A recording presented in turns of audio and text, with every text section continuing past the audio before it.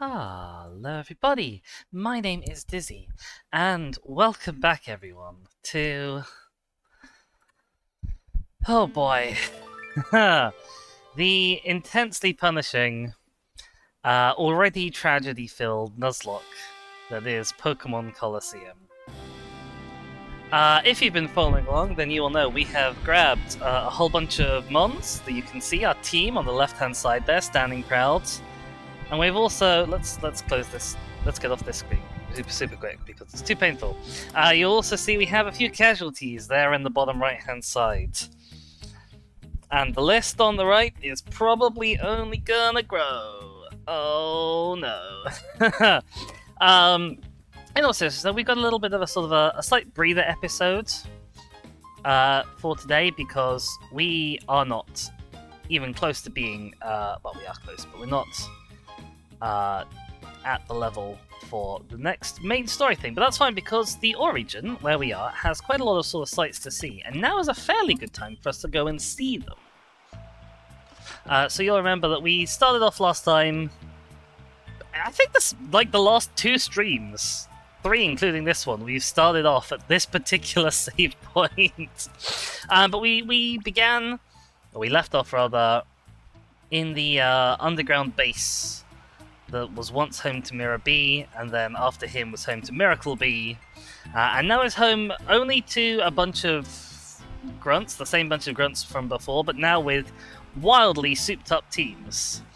To the point of some scariness, if I'm truly honest with you.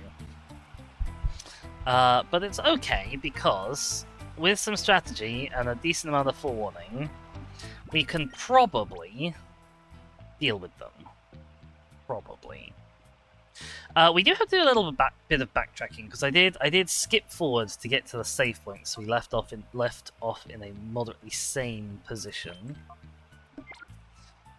It's kind of unfortunate. So our level cap for the next boss fight is level 45. And given that there's like an area we need to go into before then, I'm expecting to do that at around level 44-ish. But one of the problems we have is that a lot of our Pokemon are... Well, okay, let's try this another way. Our Pokemon vary greatly in how useful they are. For example, Entei at the moment isn't that useful with its moveset. It's got Shadow Rush, which is fine, but unreliable, and it has Leer. Wolf is amazing with its pure power ability, and it has a very powerful fighting type attack that 1 out of 10 times we use it will bring us close to death. Fescor is fine and has a goodish move, but does not have the stats to back that move up. We lost 2 of our sort of biggest hitters that we were going to get in the run. We lost Espeon to an explosion. We lost Fluffy to Wolf before we caught Wolf. So we're doing the best with what we have. But, yeah, you know, there's the incentive to, like, always use basically these 3. But then these 3 will be massively overleveled, and everyone else will be underleveled. So we can't realistically do that. I am gonna put... Oh, no, not you. Not there. I am gonna put Feraligatr up front for the first fight that we're gonna go and do. Because like I say, we are gonna go and backtrack. And Feraligatr will be extremely important for looking at one particular enemy very quickly in the next fight. So we go up those stairs. I think we go over here, and we probably haven't fought this guy yet. Have we? Don't remember. I don't remember.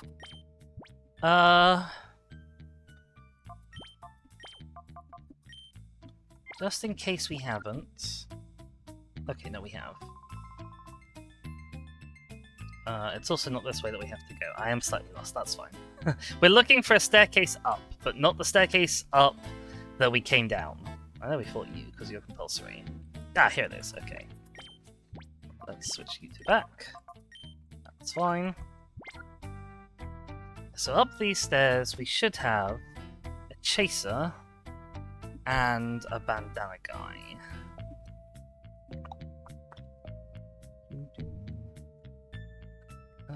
Hello?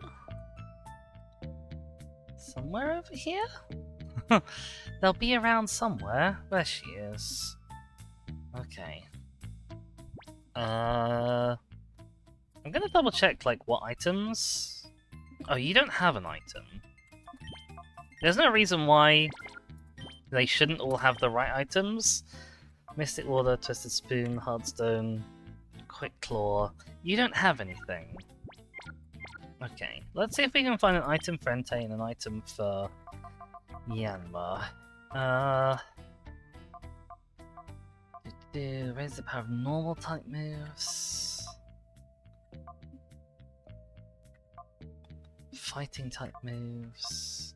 Oh, we've got some revives to sell. That will be useful. Okay, we have nothing that's particularly useful at all, which is a shame. I might switch in the black belt on Skylord Zoe for this next fight. Because I don't think the Hardstone is going to be tremendously useful if she comes out. Alright. Roadblock. No through street. It's okay. I've seen enough Robot Wars to know how to defeat a roadblock. It had no self-righting mechanism. Nobody is going to catch that reference. Even people who know Robot Wars, almost none of them have seen the first series of Robot Wars. It's fine. It's fine. Yeah, so we are working with these two. We gotta have the Surf to kill the Graveler, because the Graveler could very well explode. And we've already lost one Pokemon to explosions. We're not, if we can help it, losing a second one. Luckily, all the trainers around here are a bit Lotad obsessed. And Lotads are not very strong. It says, yes, we stand self-righting mechanisms. I like the self-righting mechanism. It's weird how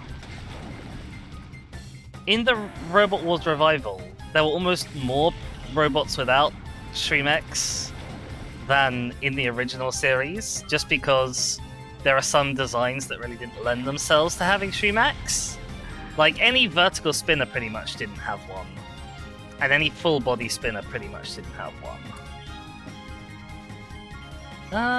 Sure, I guess. Like, Surf will kill Snorunt anyway, so we might as well focus the Slack off. I don't think we'll kill Slack off with the Surf, but we might. We'll see. Remember to get your kill tally out, Boom Boom. We should be adding 3 Mons to it this fight, I think. Yes, there's number 3. Fantastic. It says round bots can sort of rely on being not very good. Yes, I think that was the strat.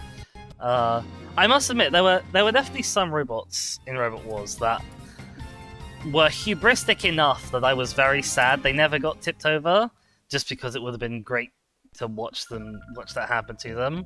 Like, there's not many people in Robot Wars that I don't think were good sports, but there's some. So we're supposed to be keeping a tally. You do not have to keep it. You're not required to keep a tally. It's fine. It's fine. It's fine. It's fine. We're gonna send out Shaskor for this, because the next guy is just Lotad and Lombre Central. I don't have anything that's particularly good for that. So, like, yeah. Shaskor. Hello. Oh, I should have given Shaskor the Macho Brace. I forgot on account of being a numpty, unfortunately. The Lotad is probably not very threatening to us, so unless it proves otherwise, I think we're gonna just leave it out on the field.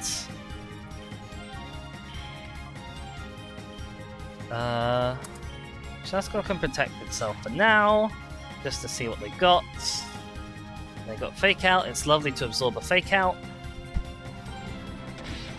I hate that move. Fake Out is one of my least favourite moves in all of Pokemon. Oh, okay, yeah, Surf.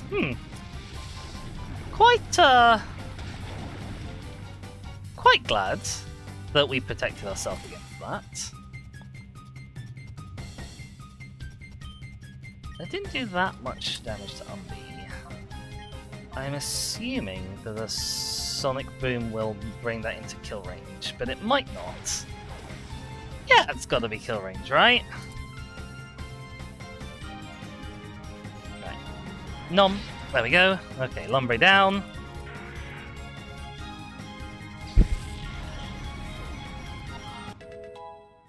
Ding dong. Trying to learn Mean Look. No, we're not deleting a room to learn Mean Look. It's next to useless in this format, where everything's a double battle, and the only Pokemon you can catch are trainers. Oh, okay, you also have Surf, do you? I see. How much does this hurt, though? Okay, it doesn't hurt Umbreon very much. Okay, it doesn't hurt Shaskell very much either. We will allow ourselves to be surfed, I suppose. We're going to put Protect again, because this Lombre might well have... Okay, it didn't have Fake Out. It could well have done. Ah, this is a weaker Lombre.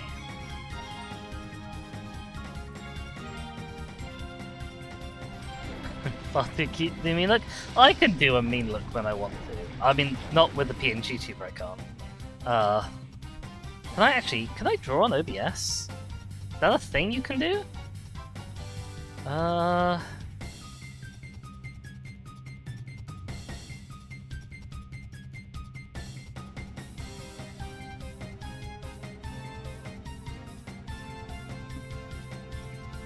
No, okay. If there is a way to do it, I don't know what that way is. That's fine. We will not fuss about it. I guess you can hit the Lotad this turn, seeing as Lombre will be dead anyway. There we go. Start some chips.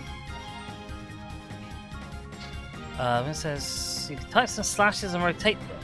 Oh, I could. That's not a bad idea. Unfortunately, I've already minimized OBS, and the moment has passed. But you'll just have to take it on faith that I can give some proper side-eye if I need to. Okay, I think this is the biggest Lombre. Yes, this is the biggest Lombre this guy has. And so the most scary. Ow.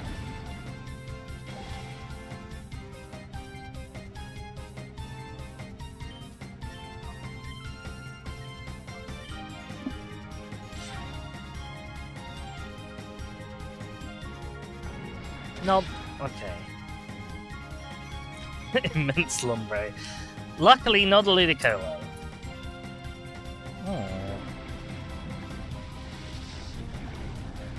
Unluckily, I am sort of not convinced by my ability to take down that Lombre with a Bite and a Sonic Boom.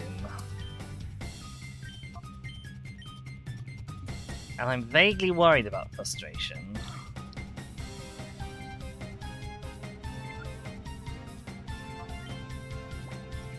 I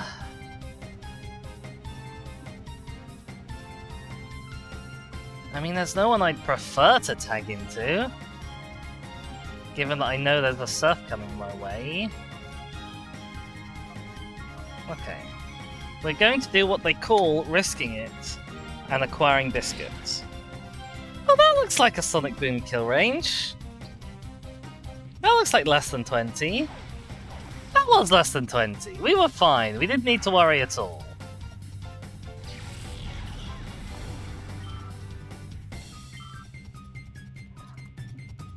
We're gonna take another surf.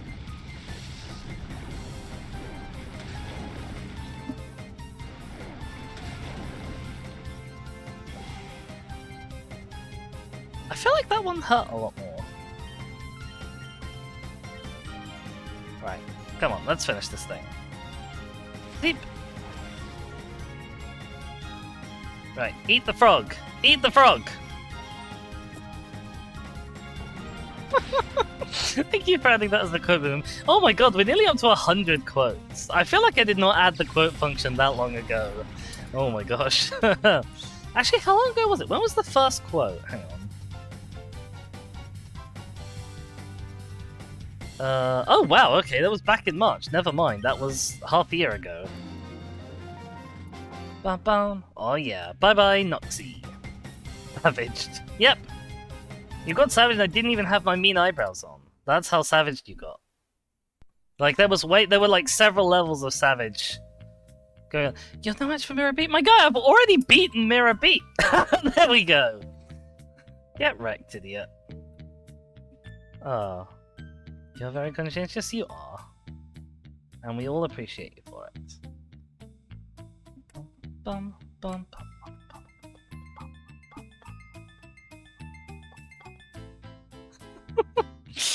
Oh, I don't even remember who or why I was calling somebody out about the MCU. And that was only this week. That might even have been yesterday. That was yesterday. What did we do yesterday? What had I seen bad CGI yesterday? Right, can I give Pokemon a little chug on the old healing machine? I'm gonna drop a wee save. And then we're gonna figure out who we got next. Up next we have 2 more Lombre. Great. Wonderful.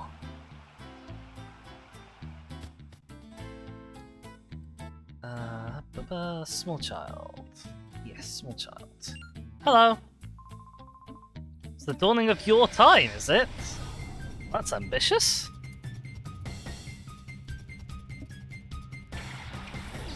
Right, Lombre.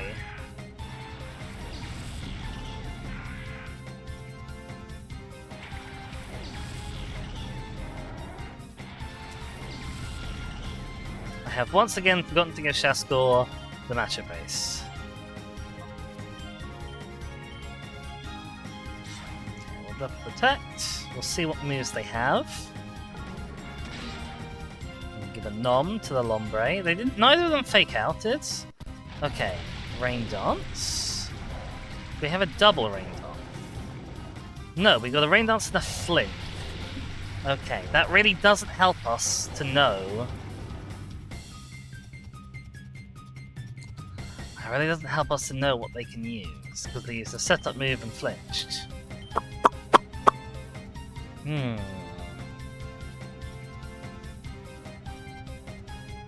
Because what I don't want to happen is we leave Shaskar out and they get wrecked. So... but... Medicham's defensive stat. Special defense 77. They're better, but they're not loads better, you know?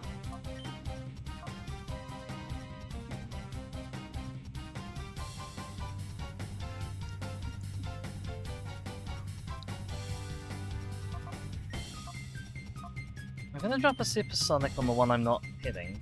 Okay, missed anyway. Okay, we're getting hit by Surfs. Let's see how bad this is. Okay, it's fine on Umbreon. Oh, Jesus! Oh, that's a bit more than I wanted. Actually, no, that's not true. That's a lot more than I wanted. Okay, Leech Seeds. Who are you seeding? You're seeding Shaskor. That's fine. Shaskor's getting out anyway. It would have been nice to drop the Confusion, but, we'll live without it.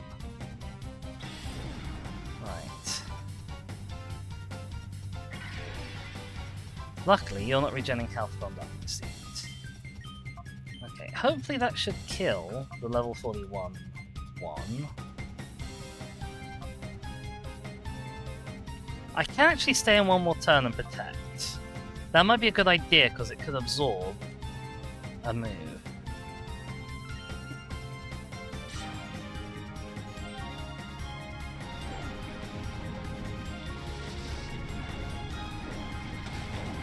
It'll mean we take a little bit more leech seed damage, but we'll also get an idea of what the other Lombre can do. Okay, amazing. Lombre 1 is down. Whatever we do next, it's 2 on 1.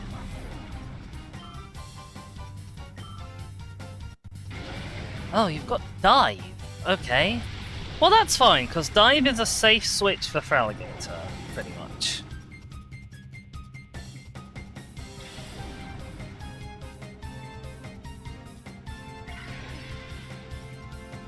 I like how we have that bit for the animation to play, where not only does the animation not play, but Lumbre's health was full anyway.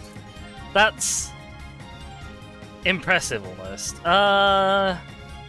You're not gonna be up above the surface by the time...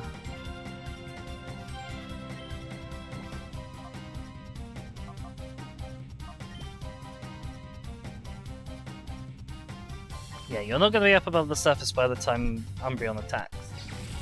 So we'll use Toxic just to stall the turn.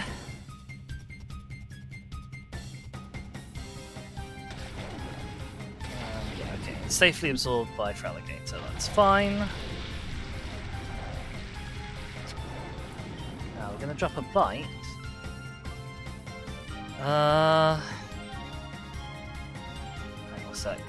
Is your attack or your special attack better?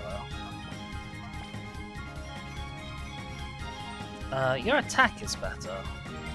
So we're gonna drop a bite and a slash. And if we're lucky, we'll crit. No, we didn't crit, but we still did a hell of a lot of damage. Nom. Ah, nearly, but not quite. Oh, we got the flinch off there, amazing.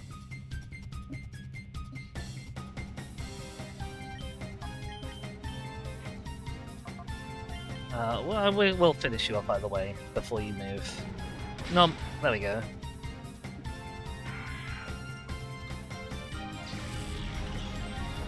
Alright, wonderful.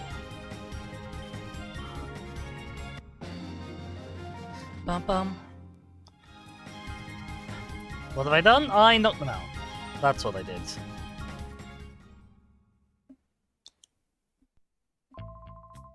Is your age really going to arrive?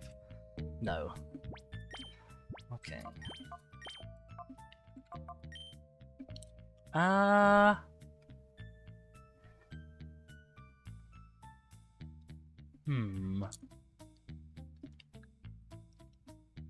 It would be really helpful to have fire-type attacks for the next fight, but we're not going to.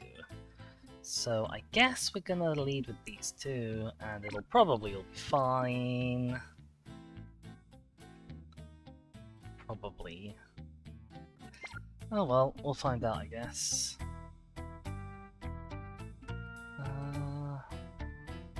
Actually, would Shaskell help here? No, unfortunately Shaskell very rarely helps. It's part of the problem. I want you. Hello.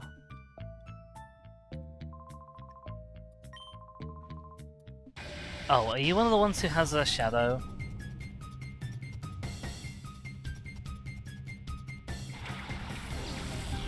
Yes, you have a Shadow Sword Blue, okay. That's annoying because I was expecting you to have a different Pokemon instead of that. That's okay though. Shaskell still wouldn't have helped. Shaskell would have helped even less. Okie doke. What are we gonna do? Gonna bite the Swablu. And Confusion the Lotad. Thinking that neither of these will kill, but we'll set up next turn to hit and then hit the thing that comes after. Or we'll get a crit and we will kill. Okay, that's fine. It's one less Pokemon on the field. For now, it's fine. Yeah, okay, here's the Metang. Here's the thing I'm sort of vaguely worried about. Somebody saying this is just a prejudice to you. Look. Okay, we're gonna do a detect. Just to see what moves are going on here. Nom.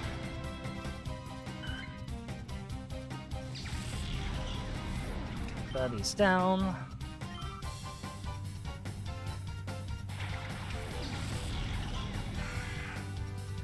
Meteor Mash. Jesus, okay. Meteor Mash is pretty rough.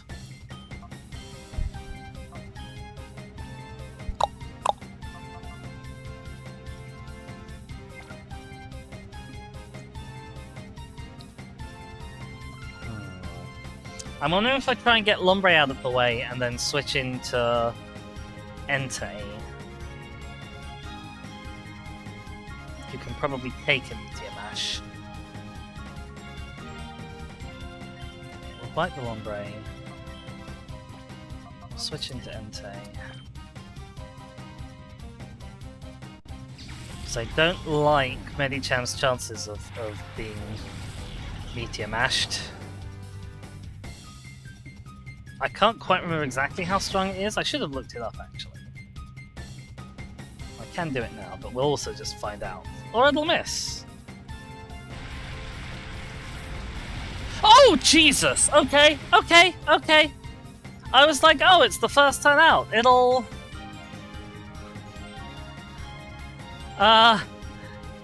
You know, it's first turn out. It'll do a setup move. It did not do a setup move. Okay.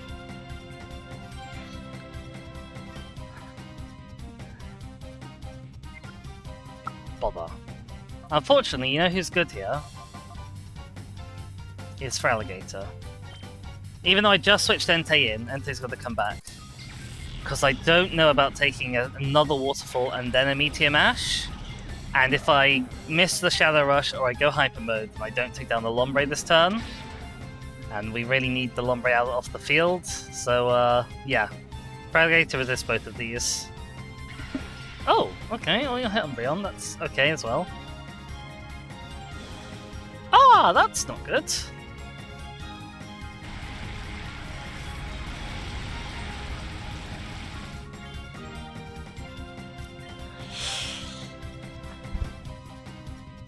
This is very dangerous.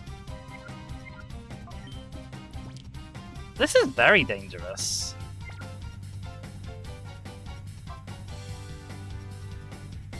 Weirdly, I think the correct thing to do here is to heal Umbreon.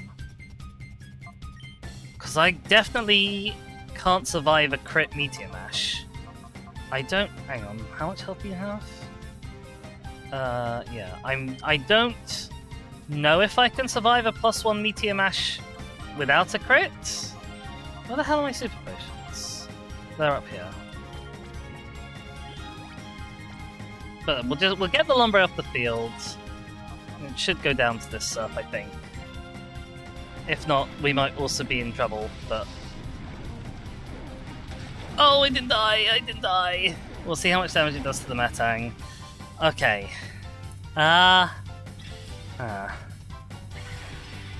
Okay. Okay. Oh, Jesus Christ.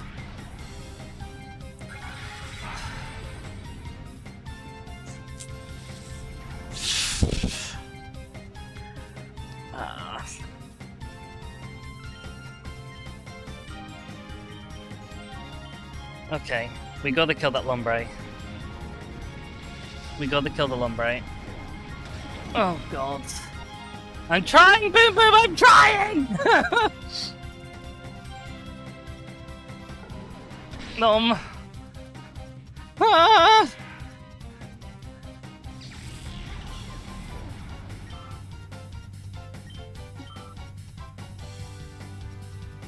Oh Jesus, oh Jesus. Oh god, okay, it's okay, we're alive, we're alive, we're alive! Oh Christ. Okay. Neither of these moves can miss here. Oh my god.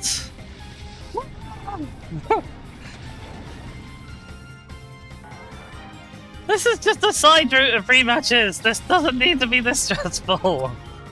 Oh my god. Okay, everyone lived, no one died. Everyone lived and nobody died. Oh boy. What's coming up next is also going to be really rough because there's 2 potential exploders. Oh my god. Okay, let's go heal.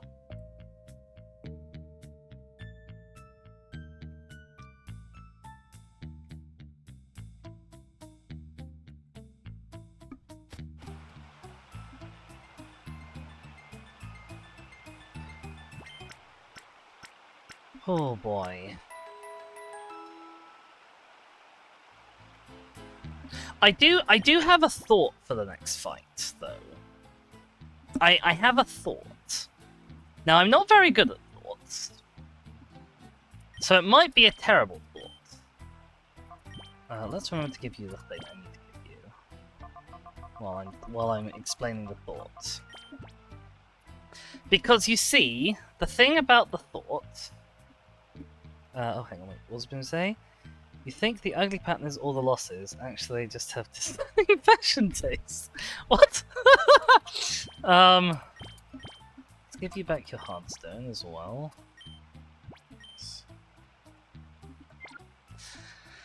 My thought with the exploders is, I have two Pokemon that can both use detect. So I can go in turn 1, double detect, and because I'll have Pokemon that are weak enough to be one-shot by an explosion, I will lure out the explosion, is my thought. Now, it will mean a double switch on turn 2.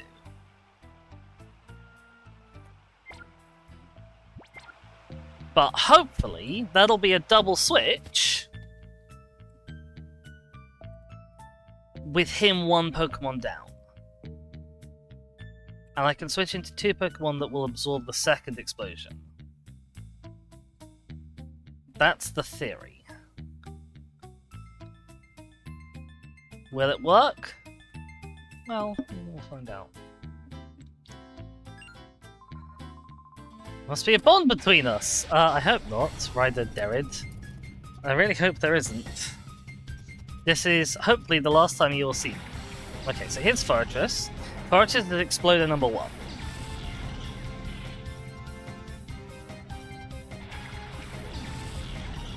Here we have our two protectors.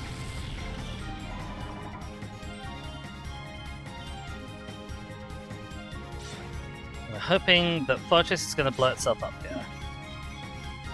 Okay, knockoff is fine. It used Swift.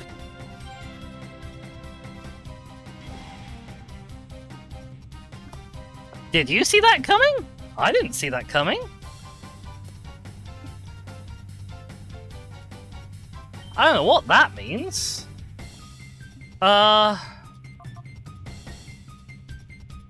might mean it doesn't have any exploding moves. I'm gonna look at Fortress's moveset. Learn set. High level up, Gen 3. Okay, so at level 38.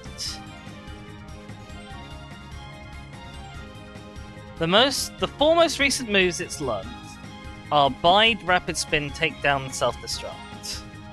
Now, those are normally the moves that populate just random NPC trainers' movesets, but obviously not, because none of those is Swift. So the Fortress could still be an Exploder, we don't know. And I don't particularly fancy taking the risk, unfortunately.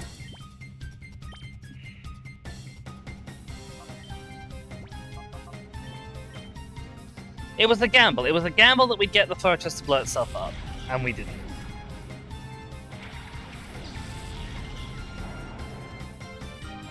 I'm fairly sure both of these two should survive a self-destruct. They will probably both survive an explosion and whatever comes afterwards as well. Oh, Nightshade, that's a bit mean. I don't like Nightshade so much. It's okay. Right. You're Swift again, okay. That's fine.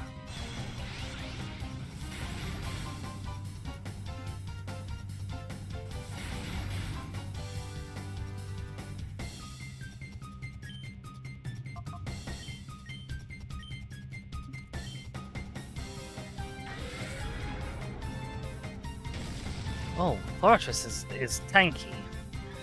I mean, I knew that already, but it's still not nice to be reminded. And that Nightshade is gonna hurt quite a lot. See, we're now in the position where Entei can't survive a self-destruct. If that's what the fascists pick this round, we lose Entei. And we cry a lot.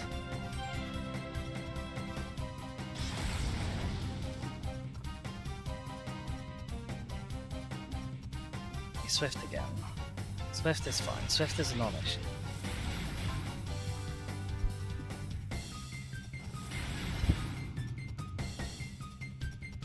Right, we have to heal Entei.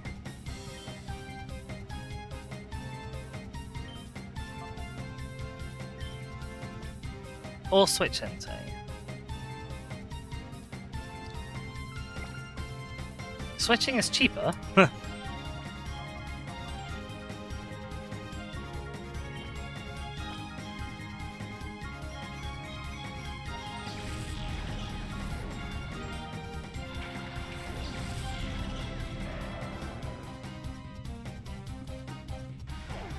These nightshades are really mean. Luckily, Shuppet should theoretically go down the rock slide this turn, assuming we don't miss. Boss just takes the hit. Okay, Shuppet's down. Good news. Bad news is we now have potential exploder number 2, coughing.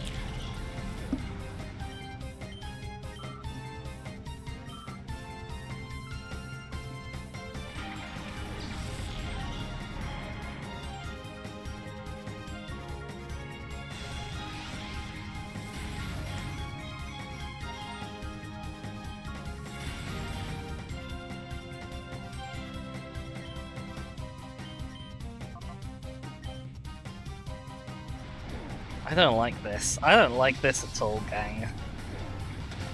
Oh, okay, a crit. The crit is amazing. The crit is wonderful. Coughing will be, yeah, a lot less of a problem. Especially now also. Rock Slide will be hitting twice as hard. Ish.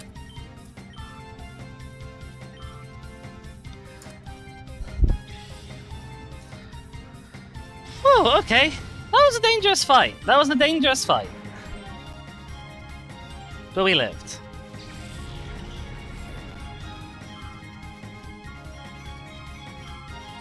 Right, is there anyone left with a shadow? No, okay, there's 3 trainers left in this cave. None of them have a shadow. Who needs a bitter bond like this? Woo! I was also slightly worried he's going to use like the move Destiny Bond or something. Which is a horrible move to have to deal with. Then we're going this way, it's fine. It's fine, it's fine, it's fine, it's fine. We're going back, we're healing up. The next fight should be significantly less terrifying.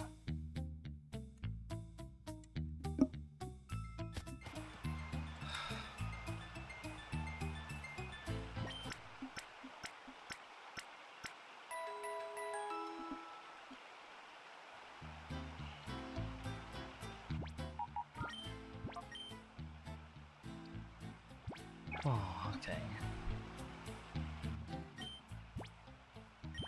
We're gonna leave Shaskot in. Actually, we're gonna leave both of these 2 in. For the next fight.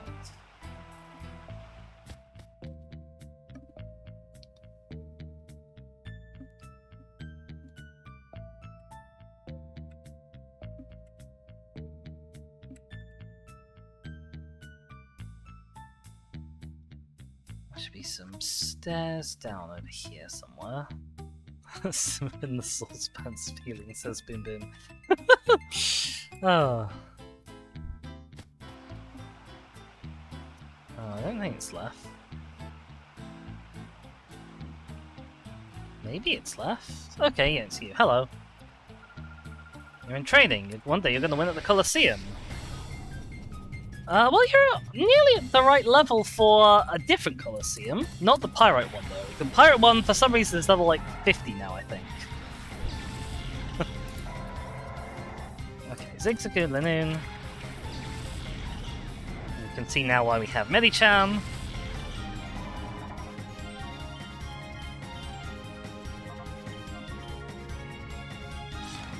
Jessica's going to keep himself safe. and hopefully absorb any hits that come towards us with his detect. Her detect. Shasko is a her. I know this Yanma is a him, but we can't fix that.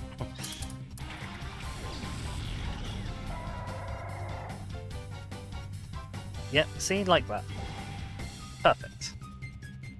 And then we're gonna switch Shaskor into Entei, get some Shadow Bar down, and because Entei can tank a hit, and hopefully remove the second Linoon from the equation.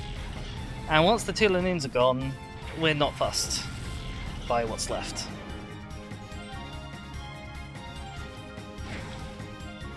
There we go. Two Linoons down. One Zigzagoon left. He's got a headbutt.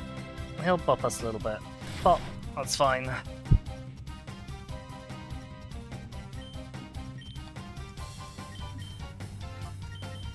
Okay, we hyper mode. That's fine. Actually, that's better, honestly, because we get the bar down for using the call action. And he'll probably bop Medichan this time? No, he bopped Entei again, okay.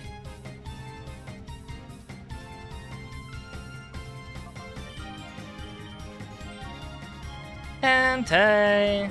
Wakey wakey! Hello! Legendary creature of fire! Bop, there we go. Alright, nothing too bad, nothing too stressful.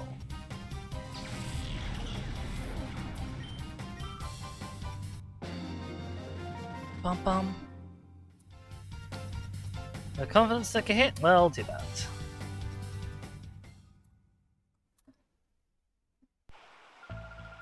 Should you be training at the pre-gym? Wow. Don't think there's anyone else over here. No, there is not. It's fine. Let's think who we want up front for.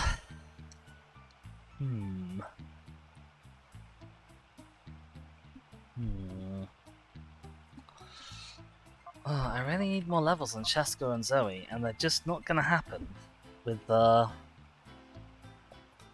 enemies that we're up against next, I don't think. Because they both have one water type to their name.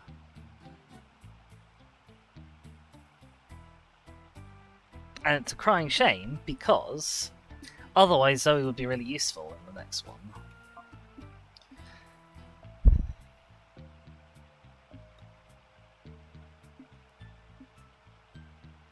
We're gonna stick with these two. We're gonna stick with these two.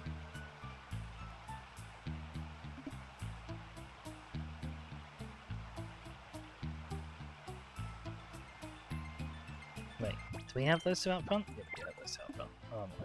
Sorry. Momentarily loss of confidence, it's fine. Oh? No, ho-oh. Well, we don't actually have a ho-oh. That would be great, though.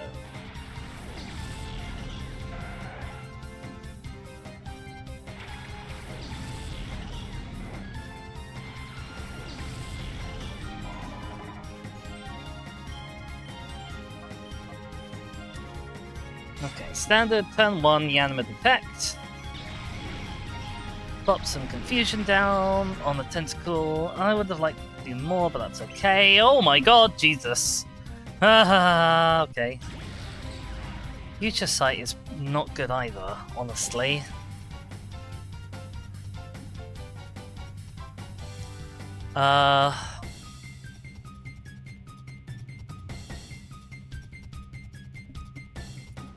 Shasko's gonna switch into Zoe. You're gonna finish off the tentacle, hopefully. If not, I'm going to be quite upset with you. But hopefully it'll have chosen to Aurora Beam again anyway. Okay, tentacle's gone, that's fine. Future Sight does worry me. Future Sight worries me immensely. Okay, please be on Yanma. Okay, it was on Yanma, that's good. That's good news. We're gonna rock slide, and then you are also going to swap out, because the thing about Future Sight is that it'll mean basically taking like 3 attacks in 1 turn, potentially, and that's really not something we want at all.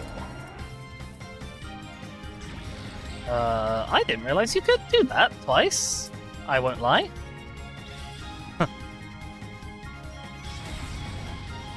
Oh, well, they won't be able to do it anymore.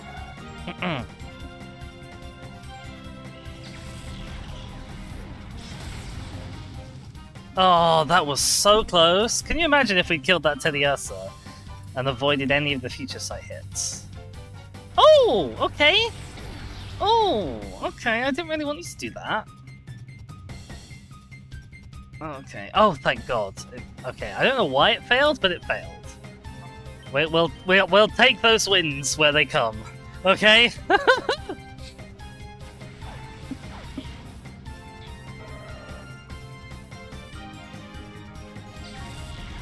Whew.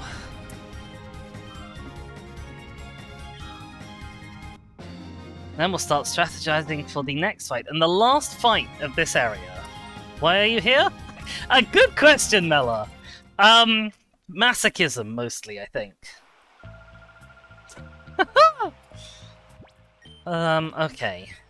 Right. The next fight that's coming up is a rough one. It's a very rough one. So the next...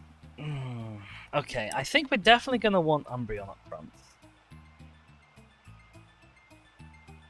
I can't really envisage a scenario in which we don't want Umbreon up front. And that means we're going to want to go back and heal. The question is, who do I focus fire on first, assuming we get the bad lead? If we get the lead I want, then it's great news for us. If we get the 2 bad leads, I know you guys can't see what I'm seeing and strategizing with. If we get the 2 bad leads, it is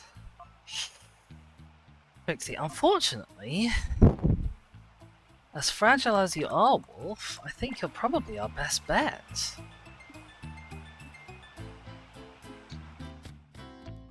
Okay.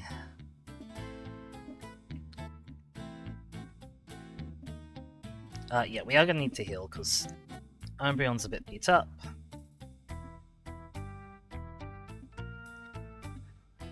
And, like, one of the good things about Colosseum, in a way, is that every battle has tension to it. You know, things can get so swingy in double battles.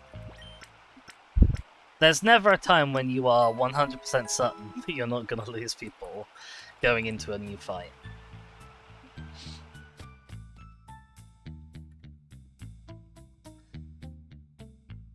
But it does mean that my heart might give out at any moment.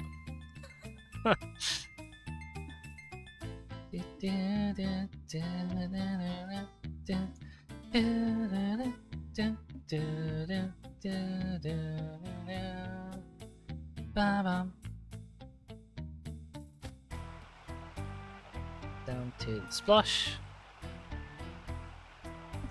The last fight of this area against one of the only Cypher actual peons who works in Mirror B. This is the edge of the world. I don't really know, like, why you have a bit of base down here. Maybe you were renovating it into something. Okay, so yeah, we've got the Lilip and the Celio, and these two are rough because, like, for Alligator, we're basically hard counter Celio, but dies if Lilip has any kind of grass HP draining move. Meanwhile, most of the things that would kind of wall Lilip tend to die a little bit to Celio.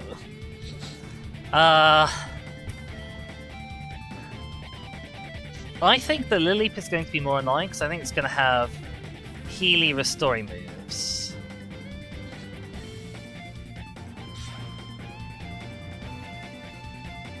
So I'm gonna put the bite on. Hope that they both targeted Medicham, because Medicham is defensively weaker. Yep, good one. Okay, oh, flinch, great. I'm gonna focus on the leap. I don't know if this will kill it. No, it won't kill it. Okay, that's fine. That's a shame, but it's okay.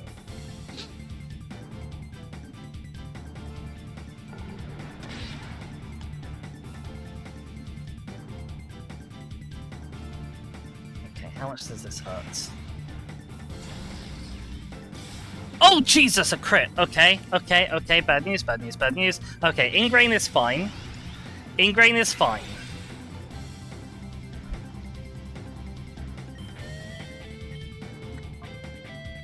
Right, let's get you the hell out of here. We know we're taking down the Lily this turn, so we can switch in for Alligator safely. Oh, gosh! Oh! Oh! Oh! Lily is wacky inflatable tube body. I really like Lily's design. I must admit, Colosseum slightly put me off Lily a little bit back during the Gen 3 days, just because you see so much of Lily in this game.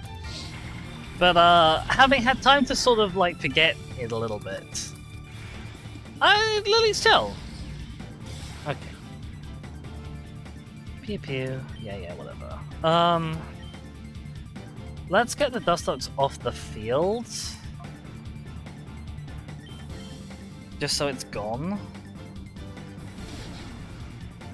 I was hoping that would do more damage than it did.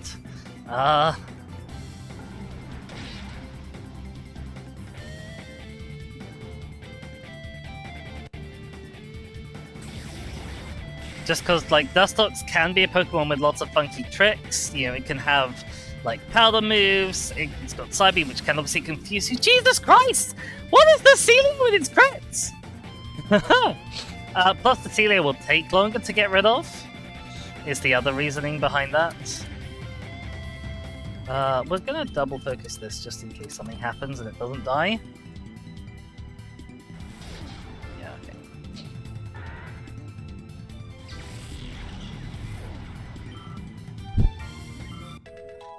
See, now we've got, like, some people up to level 43, but some people are still at level 41 lagging behind. This is no good. This is no good at all. Okay, we got the flinch, though.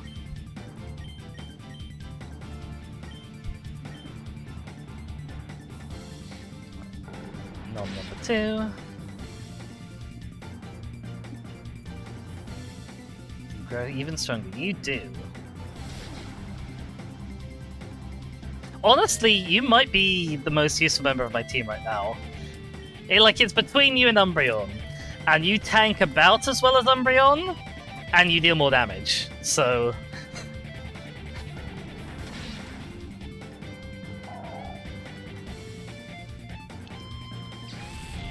in fact, I can actually check your stats to see if you do tank as well as Umbreon, or better than Umbreon. Okie doke, okie doke. We cleared the cave! Again! We didn't lose anyone else. This time. We're never coming back. Never, ever, ever, ever, ever coming back. Technically, we might be coming back in, like, the post-game, I guess. But we'll save that for another day, if we even get to the post-game. We're busy wasting time, what will become of the world? Good question, right, let's have a look. Summary. Umbreon has 142, 103, 152. You have... You are very similar in stats.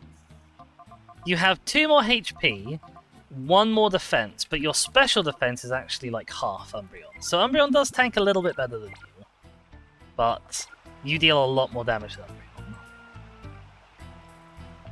Okay, cave is clear. We never, ever, ever, ever, ever have to come back to the cave. I do need to remember what the way out of the cave is, but that's fine. Oh.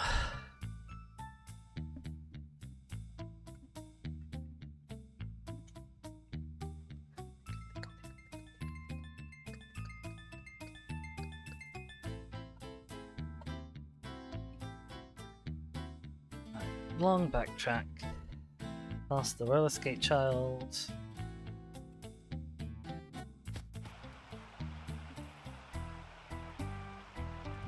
I'm just wondering, actually, is Cypher the only evil team? Like, properly evil team, not the sort of, like, nebulously not really that evil teams from Gen 8 and 9. But is Cypher the only evil team that actually uses children?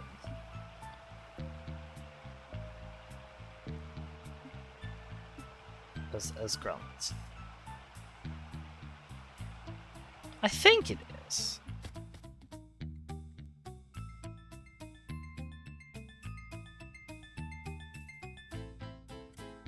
Alright, we're nearly there. Nearly back out. It's not that way. Past the just mining tools that have been left behind everywhere. But it says, what? Jesse and James teams. Ooh, you know, that's a... I'd assumed they weren't. In the anime, at least, they seem to deal with plenty of very, like, adult problems and responsibilities regarding things like working for a living. So I'd assumed they weren't, but I've never actually checked. They're surprisingly young, says Boom Boom. Fair enough. Did I heal and save? I can't remember, but we're gonna go somewhere else anyway and heal and save. Actually, while we're here, Boom Boom, I don't suppose you remember if last time we rematched the dual square people. I think we rematched some of them, but I don't think we rematched all of them. That might be worth having a look at.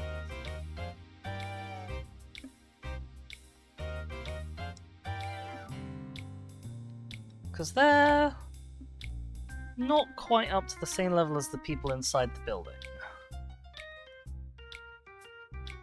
Not all of them, you don't think. Okay. We'll do a quick tour of these guys then. I know we definitely fought Saint Performer Diogo. I think we fought Noctowl Guy. Again, I don't think we fought any of the others.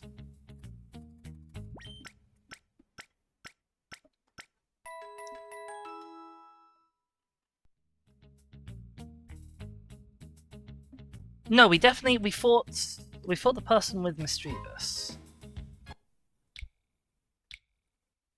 Oh, I think I accidentally just zoomed out my little PNG tuber there. Hang on.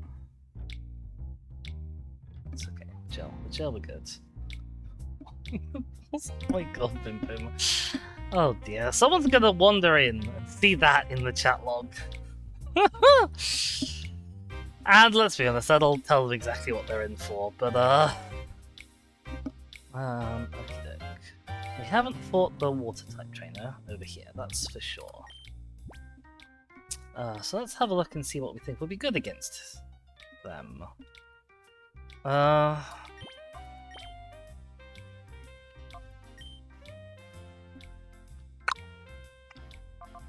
mean, I guess you two. Boom Boom's just gonna be. You're gonna get all the levels, Boom Boom. It's gonna be fine. Hi.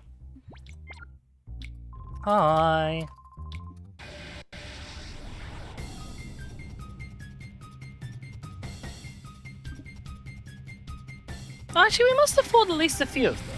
I think it might just be these two guys at the top we didn't fight, actually, looking back. Like, because I seem to remember some of these advanced teams. Come on, Tal, you're just teaching good hair.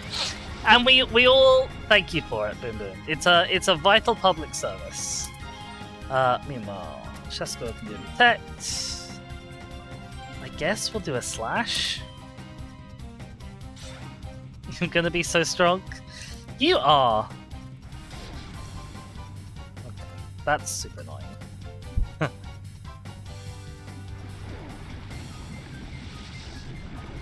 Let's see what kind of damage. Okay, not too much damage. Amnesia is fine. We've got a sonic boom, which doesn't matter. Doesn't care what your stats are. We're gonna put the slash on. Oh, apparently you're faster than Yanma. Who knew? You're faster than Yanma at +1. I suppose Yanma's got the Nacho base on, but I didn't expect it to be that much of a difference. Damn.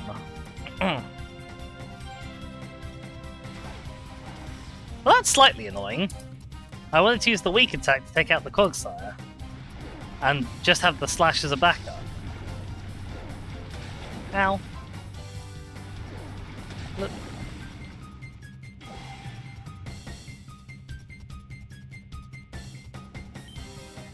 Chessel can detect again.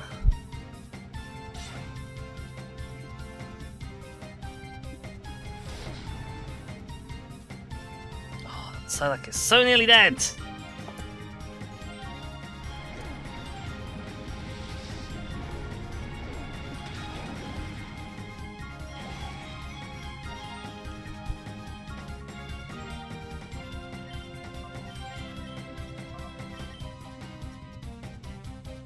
Oh my god, Shaskor, god damn it. It's a good job we had the backup this time, innit?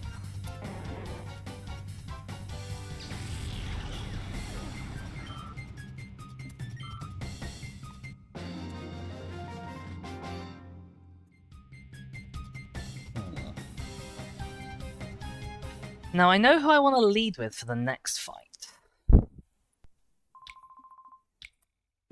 But it's a risk. Because who I want to lead with for the next fight is these two, right? Because they're the ones who need training. Boom Boom's Twitch app died. That's a shame. But hello again from the laptop. I'm just sort of thinking strategy, because yeah, I wanna lead with Shaskor and Zoe for the next fight. But well, and this is a great lead for 3 of the next guy's Pokemon. But the other one is a level 34 Meryl. Now, it is only level 34. I think Zoe can survive a water gun or something from a level 34 Meryl. We are going to heal up anyway, just because Shaskor's on the front line, and Shaskor is frail enough, even without damage on her, that we do definitely want to make sure it's fully healed.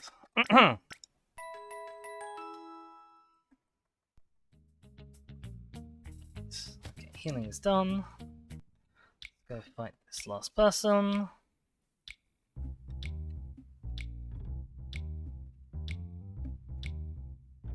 And we definitely gotta kill that Meryl as soon as possible. We also have to kill the Slugma turn 1. There's a lot of demands on us turn 1, but all of his Pokemon aren't very high level, so like we'll probably be fine.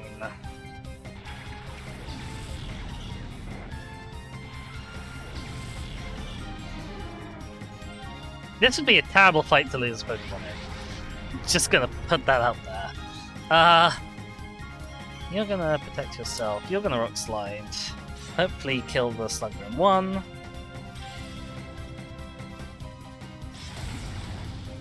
Okay, Slugma's down. That's good.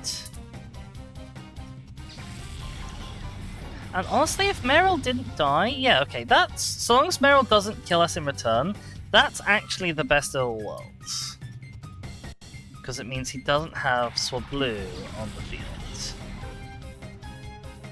Okay, Bubble Beam is a stronger move than I really wanted.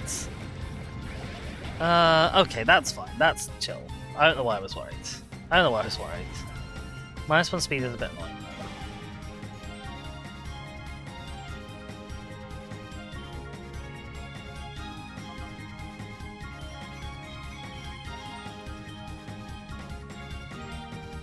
God damn it, Shaskor! Okay, another Bubble Beam is not wonderful, but like, we're still fine, Sliding all them rocks, bopping the Jigglypuff with a crit is great. And finishing off Meryl as well is also great.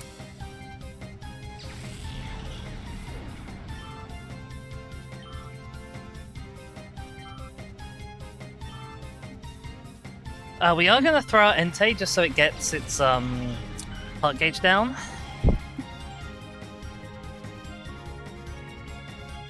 So Shaskell, you are coming back. Even though you could absolutely stay out and detect again. Because if this connects, it will almost certainly kill the Swamp Leader. We want to get that heart gauge down.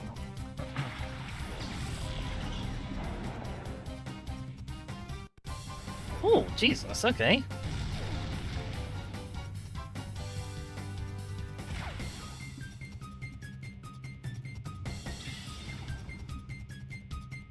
Pop! Yep, totally died. Okay, amazing. Everything went completely according to plan. And we defeated Rollerboylon. Hope you liked my show. Now it's time for me to go. Toodles.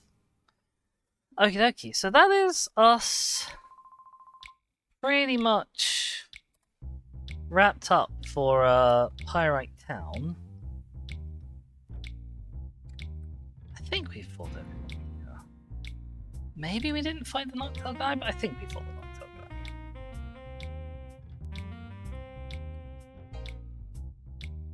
I'll check the footage and, like, if necessary, we'll come back. I'll double check the prison just in case there's a new cutscene here, because there is occasionally. Nope, okay.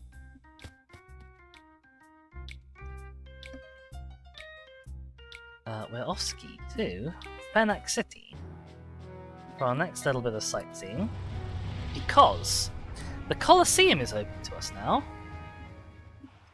And we're about the right level for it. The Colosseum trainers, they go up to sort of level 42-ish, I think.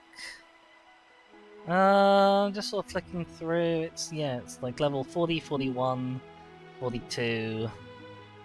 But the Pokemon they have aren't super amazing Pokemon. It's really weird because they're level 41, but like the first person we're gonna fight has an Azurill and a Sentret, both at level 40. Why do you have these Pokemon at level 40? I don't know, but they do. And it's good that they do, because it will mean that we can kind of safely lead with Pokemon that we wouldn't normally, like, lead with just against everything. Yeah, in fact, we're gonna lead with Shaskor Entei, I think. Oh, let's also drop a save, that's quite important. Now, what I'm not sure about is if they're going to let me enter with a shadow in my party. If not, we're going to have Pichu, like, picking up the rear somewhere, but not getting involved in any fights, which will be interesting. And it'll also be slightly annoying, because it means we won't get Entei's heart gauge down at all.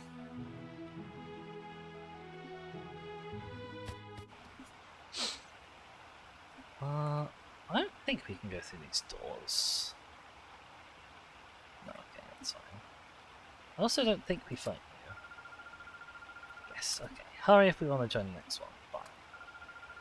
Alright, yes, I'd like to enter. Okay, no using Shadow Pokemon. Okay, that's fine.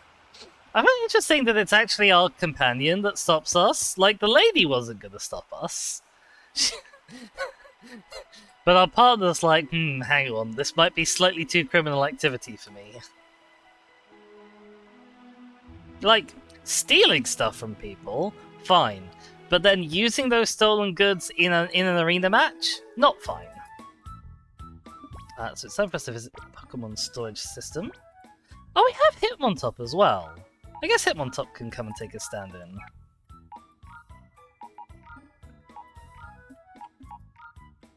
That's really annoying how you do that, that's okay. There we go, okay, so we're leading with those two. We've got Hitmontop in the back just in case.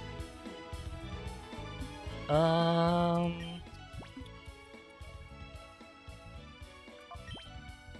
tell you what, I'll give you the black belt just in case we use you. But I'm not expecting to. I'm gonna drop it on the same.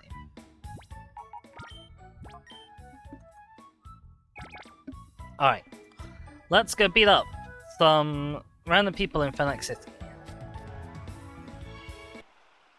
I'm fairly sure the population of, like, the Colosseum in terms of the people you fight against there, is about equal to the population of the rest of the city. Speaking of, how's the mayor getting on with our request? Hi there, Mr. Mayor. Criminal syndicate seeking world domination. I'll continue our investigation. He hasn't really been very helpful yet, has he?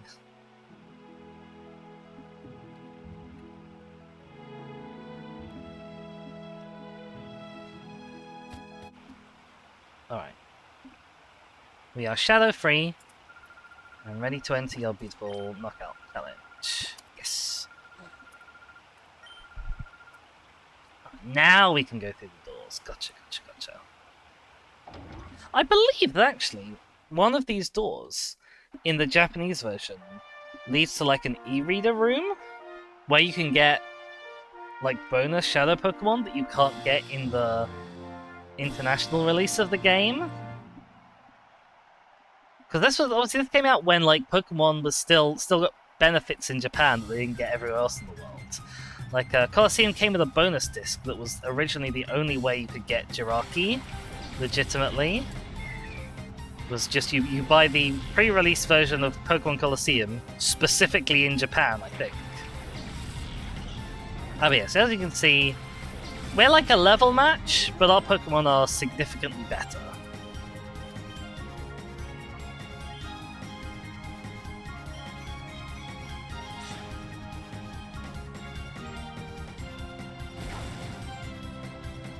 And that's really annoying. I guess they probably also don't have good AI on, seeing as you just used Scratch on a rock type.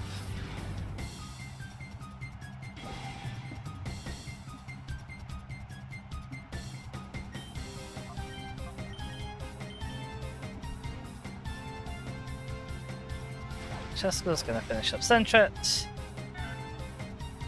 Either way, there stands a fairly good chance of one-shotting the Azirail. Even if it doesn't, I'm not particularly worried. What it will be interesting to see is if we heal between matches. Oh wow, that did like very little. What the hell? I guess Azirail has defense. Who knew? Not me. Oh no, it's not that it's got defense, it's that it has almost no weight to it. That's why. Okay, that's fine. We'll rock slide.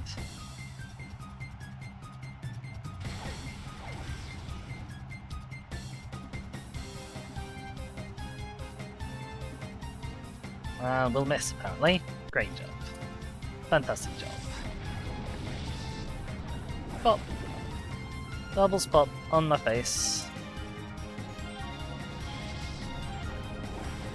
Now, the interesting thing about Bubble is, I'm pretty sure this is back when Bubble was still a base power 20 move.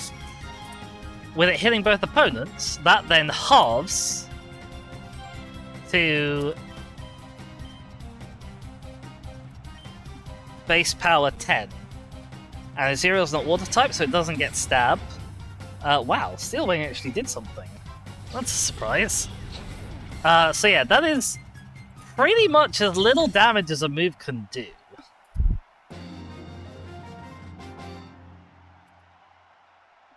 Like, given the levels and what Pokemon I have. Alright, Trainer 1. Fairly easy to take down. Trainer 2. Slightly more concerning. It's going to be a turn 1 switch. Actually, it's not. I've just realized I can see the enemy Pokemon's moves. These are... Okay, so not only are these level 40 unevolved Pokemon, but they only have 2 moves each. If Bubblepedia is to be believed. So theoretically, this Tentacle does not know any water type attacks.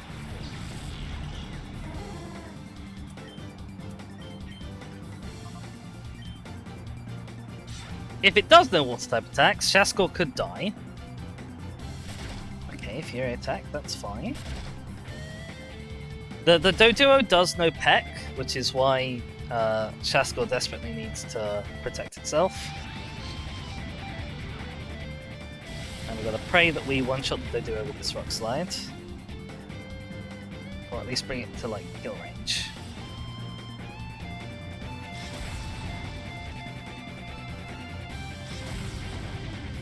Yep, okay, Dodo is down. All problems are no longer particularly problematic. I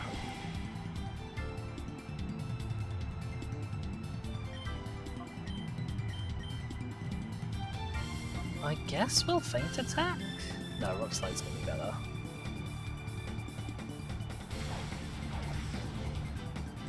Although it is good to remember that Sudowoodo has a dark move, just on the off chance that it becomes relevant. Owie!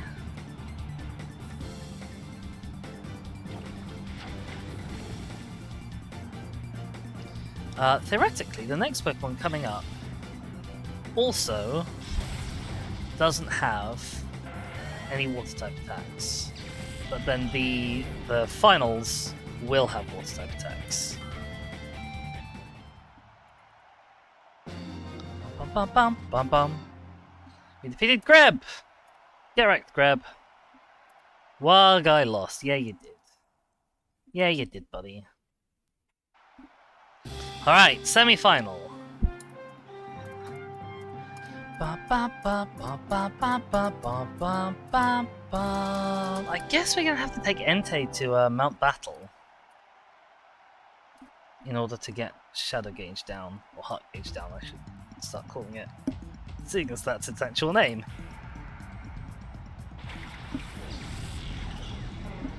But yeah, so apparently this Psyduck knows Scratch and Confusion. The Pineco is an interesting one because it knows Secret Power and Bite.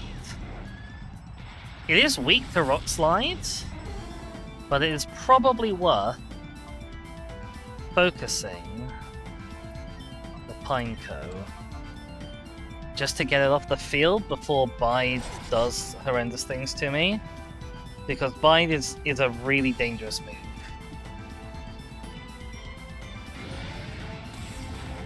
Who says we can ride let's back up the mountain? Like in the movie when she gets on Entei's back.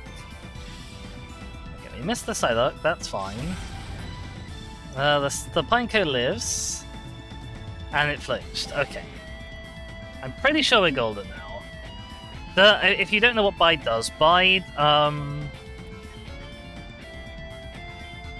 Bide's shtick is you take damage and don't attack for 1 or 2 turns, and then at the end you deal back twice the damage that was done to you, which is why it's such a dangerous move, because even Pokemon that can't do very much damage normally, if they can take a lot of damage, then Bide will deal back huge amounts of damage.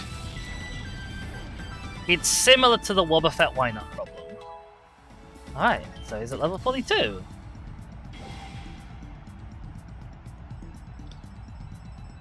And yeah, as you can see, this Psyduck is not causing us too much grief on account of not having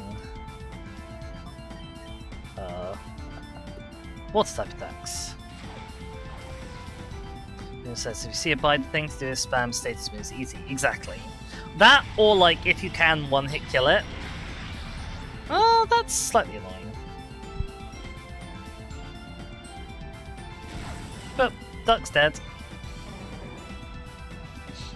Bye-bye. And Shaskor is also level 42. Right, so now we have the finals, and for the finals we will need to take Sudowoodo off the field turn 1. Because it's not a strong Pokemon that the water type move is attached to, but it is a strong water type move. Ba ba ba ba ba ba ba ba ba ba ba ba. Like, Sudowoodo can probably tank it, but like, why take risks? Although actually, I've just remembered that he tanked the Bubble Beam, and the Bubble Beam. So this is Mudkip. He's our water type attack user. He knows Surf. Given there's 2 Pokemon on the field, Surf is at half strength. So Sudowoodo probably can actually tank that. Okay. I'm gonna drop a Rock Slide turn 1.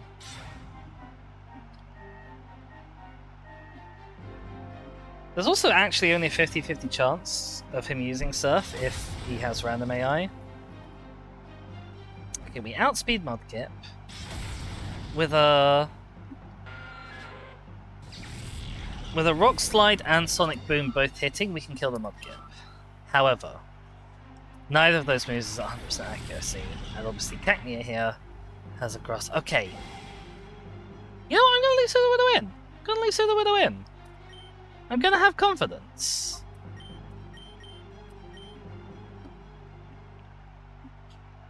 You gotta have faith.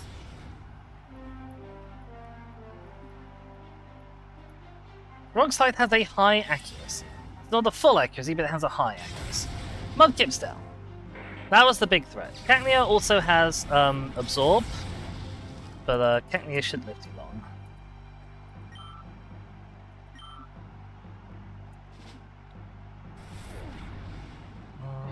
Right, what's the damage? Annoying.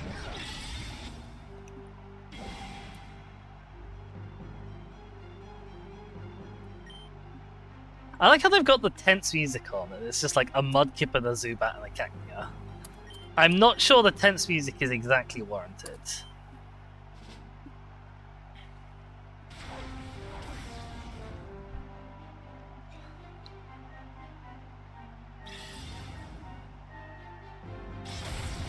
Boop! Okay, Cactus is dead.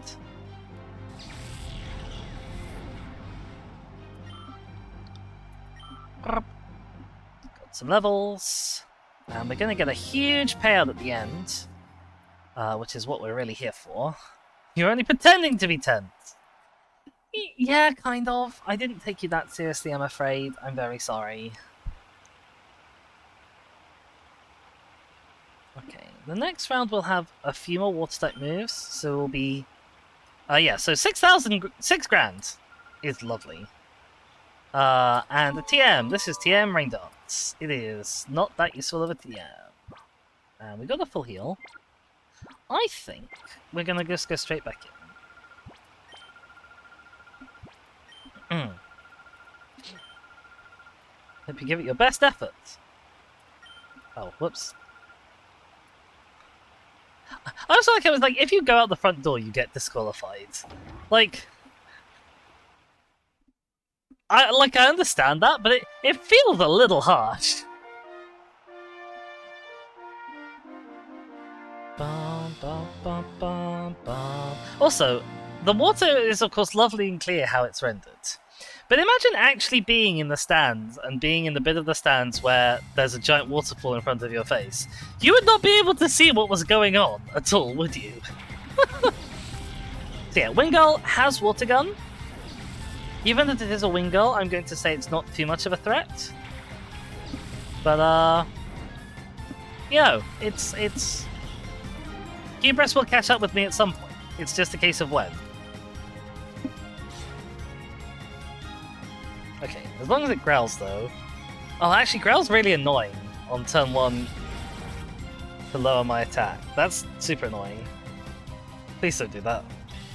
I mean, it's too late. It's already done now, but... But... Okay.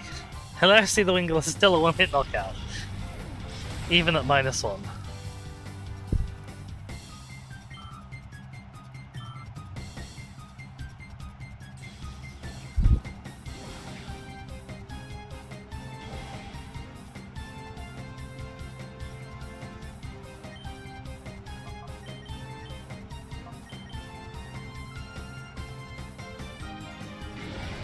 Bonk!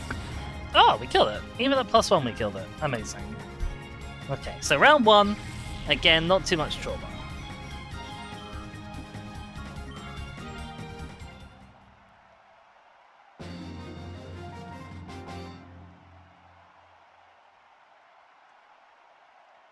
I was just looking to see if Bulbapedia told you when the stadium gets unlocked. It doesn't seem to. The road to Stardom is long. Well, we've been at it for like 3.5 streams, maybe 4.5 streams. It's suddenly, oh my god, it's 9:30! We're halfway through the stream! Oh yeah, hello. You know, you don't need to warm up.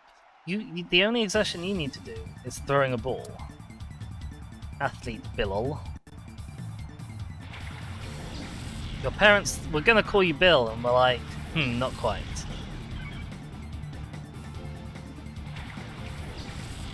Right, so here we have a Snorunt that knows no ice attacks, and a Tailor which does no peck.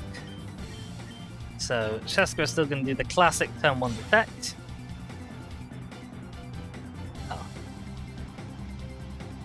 Turns out everything is faster than Sue Widow. That's fine. But everything is also weak to Rock Slide.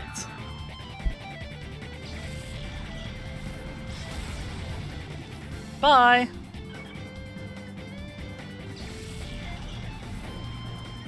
So yeah, that wasn't too difficult. It also wasn't worth very much experience, but it's fine. We're halfway through challenge number 2.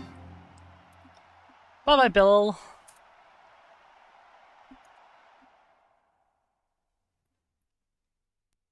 Right, we have a water gun user again up next. Held by this charming old lady. Ooh. Wow! I'm impressed. Yes, let's get started. Did you used to be a Saint performer when you were young, given how you twirl that button? Okay, yeah. Horsey and Stubble. Again, I'm thinking I can probably tank a water type attack from the Horsey.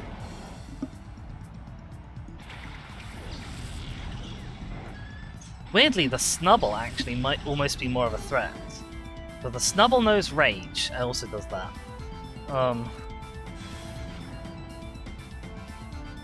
And Rage can get quite scary. Ooh.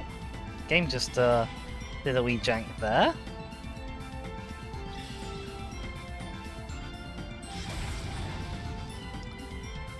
Are we gonna consign this fun old lady to the same fate as the last? Yes, we are. Okay, that... I would have liked it if that did more damage. I won't lie.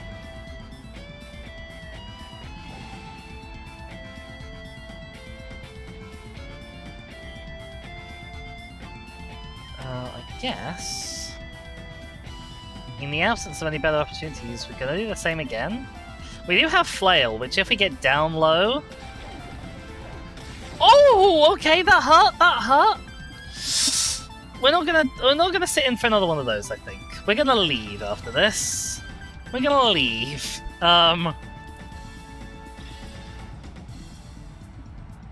Just drop a rock on your head.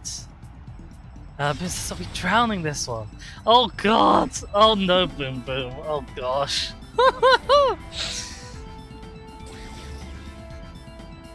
Oh. Yeah, it's time for Zoe to switch out.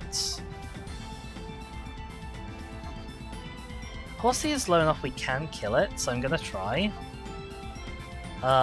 Zoe. Who do you want to swap out for? Swap out for Umbreon.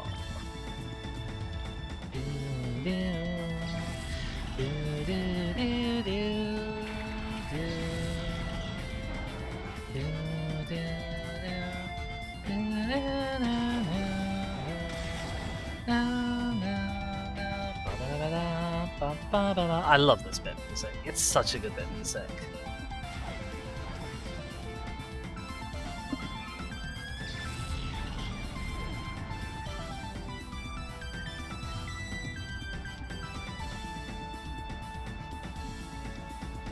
Oh, okay, everyone's focusing on Chascal now.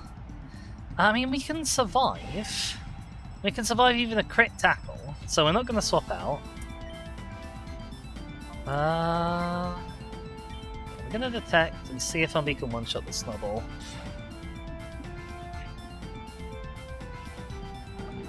Nom. Yeah, okay. Snubble's dead. No, this funneled lady gets to live. Partly because she was really fun.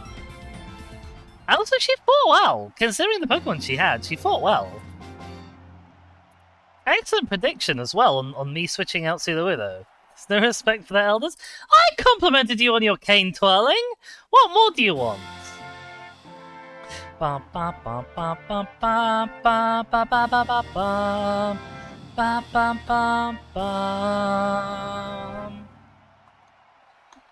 Alright, so we have a cool trainer, Buna. I'm not letting a shady character like you win. Oh, I suppose I am a criminal. You know, she's got a point.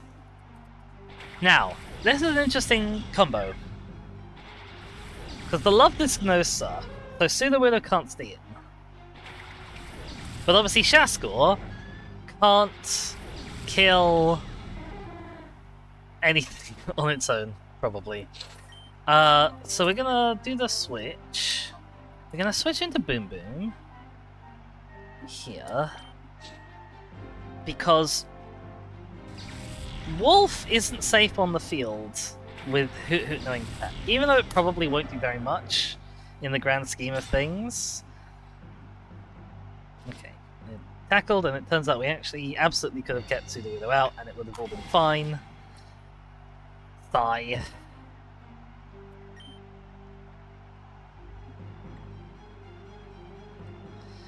But yeah, we want to get Hoot Hoot off the field, but Hoot Hoot is going to be replaced by another problem.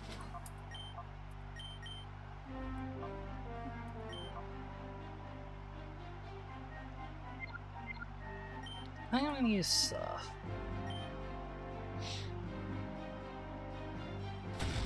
Okay, Tackle is fine. I won't object if you keep using Tackle.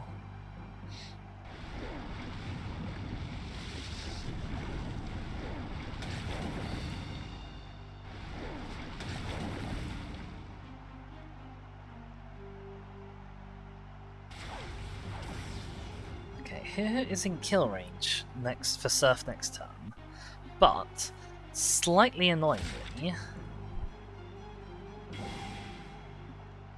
yeah, even if that had hit Shaskor, I don't think that would have caused us too much worry. But yeah, slightly annoyingly, Shaskor will now move first. So we can't possibly kill the Hoot Hoot and then hit the thing that comes after it. It is a little annoying. So I guess we're going to Sonic Boom that.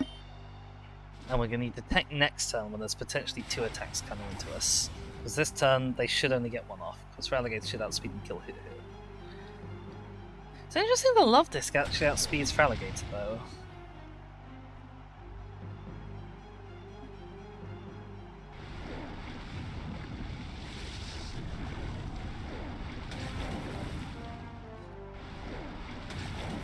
It's down. That's more aerodynamic. It is! It is! You know what? I can't fault you. I'm still with, like, 2/3 of the Pokemon fandom in thinking that Love Disc really should have evolved into a Lomomola. Yeah, so now Trico's out on the field, which is a problem, because Trico knows Mega Drain, and I'm worried it will actually do Boom Boom some serious harm, so we're swapping you out for Umbreon, I guess. He'll tank things well.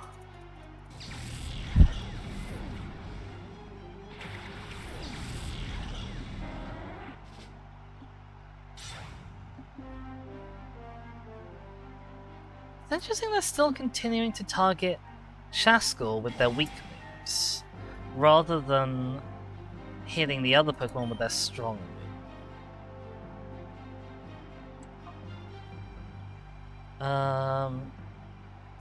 This has to want me to get sucked. I'll like keep this. No comments. Alright, we're gonna assume that Umbreon can one-shot the Love Disc with Bite and go for the Trico. See, now you're targeting Umbreon with your weak move. I genuinely don't know what gives sometimes.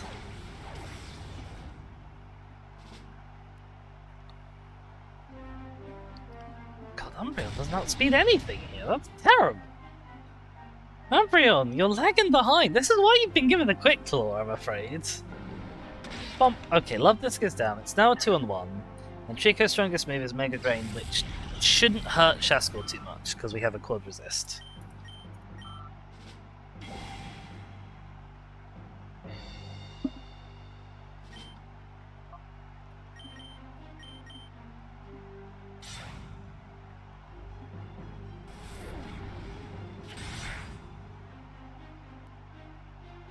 He zoom in, he do. I really like the animation in this. There's somebody who's doing a modding project for Brilliant Diamond Shining Pearl and porting over a lot of the animations from Colosseum, XD, Stadium, and Battle Rev. And I'm very sad that they haven't ported over the quick attack animation, because I think it is greatly superior to the one that currently exists in BDSP. I wonder if a Steel Wing would have killed that. Sadly, we'll never know. Oh wow, that was quite the face! I wonder if the next finalist is going to have a Torchic. Seeing as we've just seen a finalist with a Mudkip, and then a finalist with a Trico. Bum. We defeated Cool Trainer Buna! How could I lose to someone so shady? Ah, well, you see. I was born in darkness. I didn't see the light till I was already a man. You're the champion! Hooray! I have won 8,000 Pokédollars! And TM11, which is Sunny Day.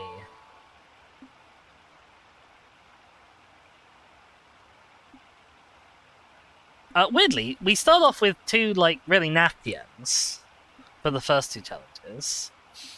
But, the next two TMs that we're going to get are actually worth getting. Anyway, I think we're still going to lead with these two? Oh, I don't know, actually. I think every single Pokemon in this next run, we have to switch Zoe out. So I might instead just throw Wolf up front.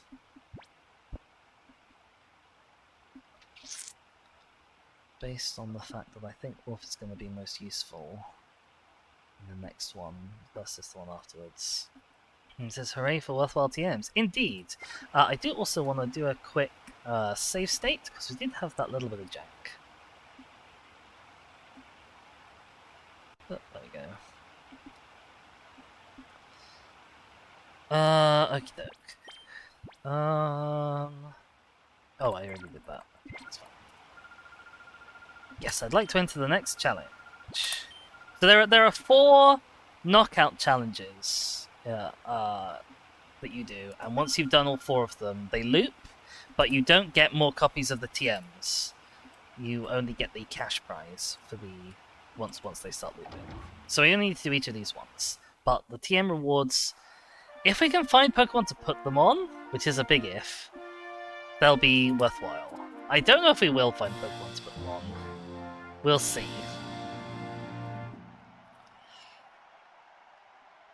I look weak, do I? Okay. Hello, Rhymer. I mean, I'm like a head taller than you, and that's when I'm standing in Naruto run pose.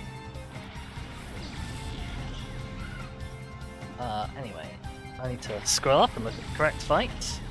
So yeah, Remoraid has Water Gun, and Remoraid can't take a hit, but it can dish them out.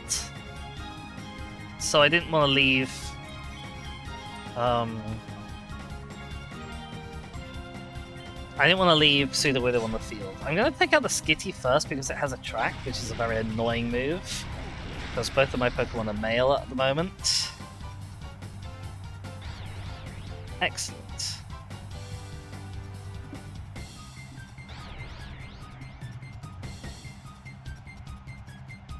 Okay, amazing. Amazing job, Shasko. You're doing brilliant.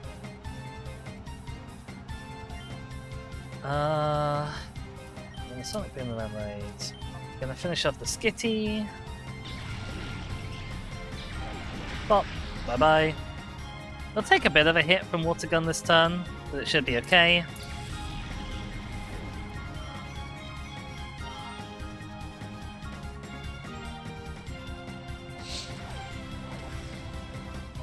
God, I tell you what, that matchup race really does slow Yanma down, a lot.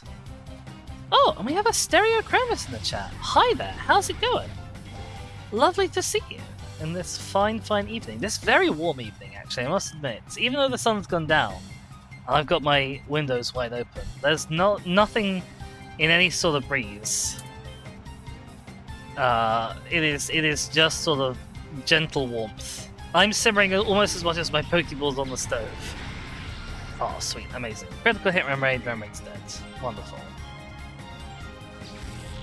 It's hot. It is hot.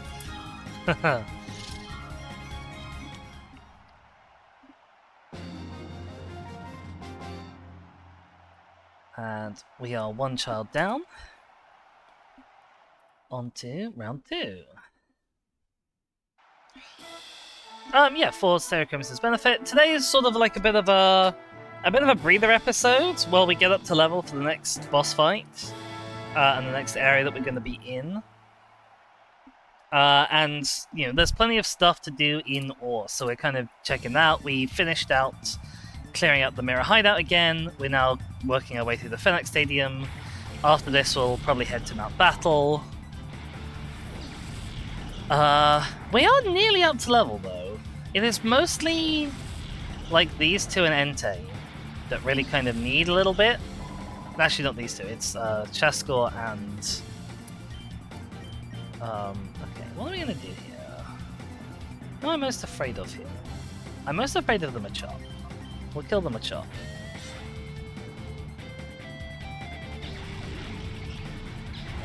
Boom. Okay, Machop's gone.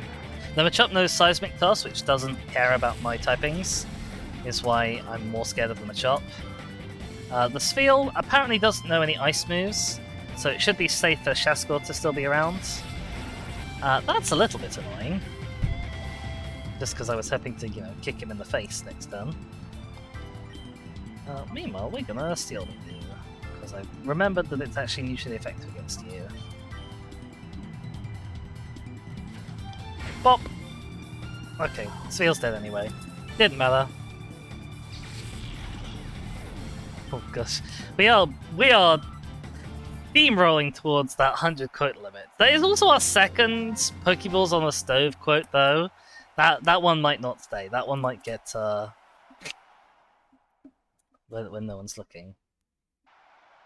I'm pretty sure it is. I theoretically have the ability to check. If I go into Streamlabs, somewhere there'll be a list of all my quotes. Emmy is in peak form today, apparently. Lucky you. Quotes. Search.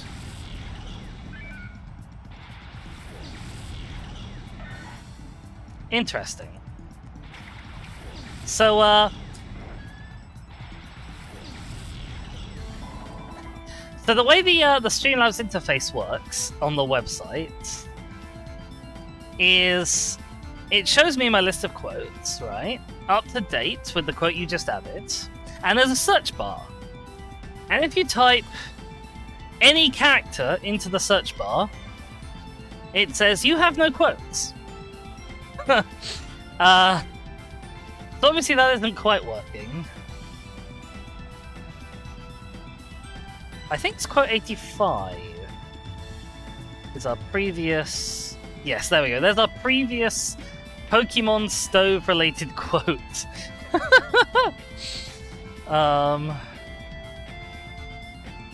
Anyway, I need to get back to my little cheat sheet guide telling me what Pokemon everyone has.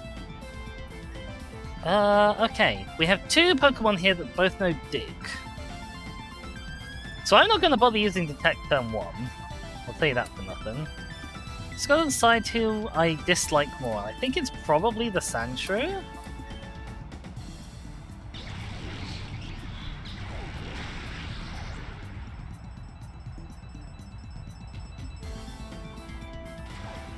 Boop. I also actually realised we don't need to bother with Detect at all against Dig because Yanma's already a flying type. You both say because it's been many weeks and many quotes since. Well, I'll think about it. That's really annoying. Piggy left. But luckily, the Wooper's still around, so I guess we can double into that. Boop. It won't do as much damage. Actually, that did nearly the same damage.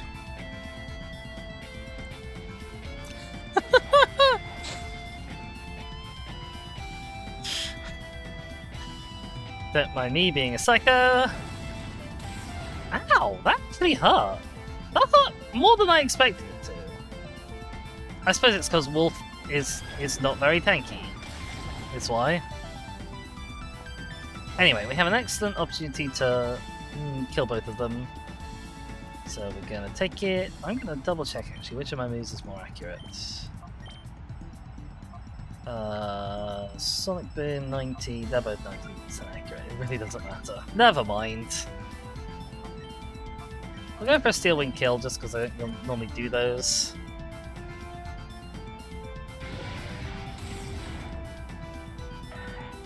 There's so many floppy flips. Oh.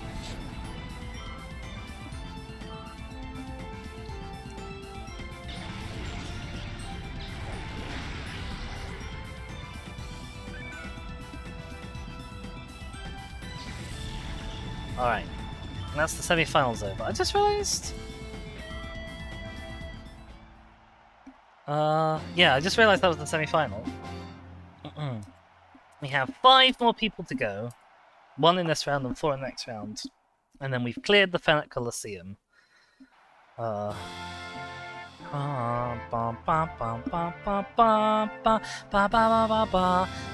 ceiling decoration, by the way. Actually, this whole place is just... It's such a gorgeous environment. I love the environments in this game. I still think they look really good even after all this time. Even though they're kind of low poly and low res, I still think they look good. Coleslaw! Oh no! See, I don't like coleslaw. So that's an extra oh no for me. Alright, what have we got here? We have 2 Pokemon. Torchic and the one after Torchic, that are both bad news for Shaskor. So Shaskor's going to detect and then we'll probably get the hell out of dodge. I am gonna try and muller the Clampel as quickly as possible, because after I do that I can get Zoe in. That's so annoying. Ow. Moon says, you don't look so much like it as you like to make yourself eat vegetables. Fair? Okay, how bad? Okay, not so bad. We can take another Ember from Torchic. We'll kill Clampel before Clampel acts. Shaskor, you're going away. Pseudo Widow.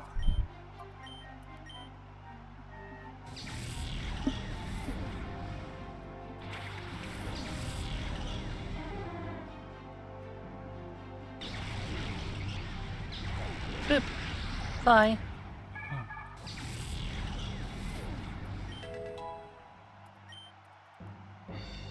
Shaskor's trying to wing attack! Oh, excellent.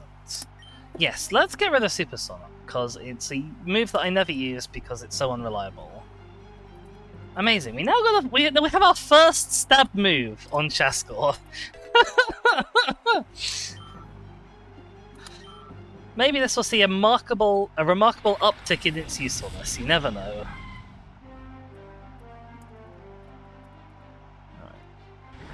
Alright. I think Wolf can stay out for another round. I don't think either Mareep or Torchic is going to do that much. I'm not going to risk a high jump kick though.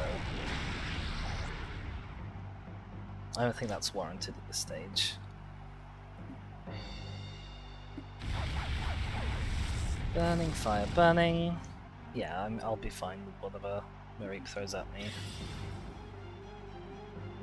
But if it throws anything at me at all, which it doesn't, because it's dead.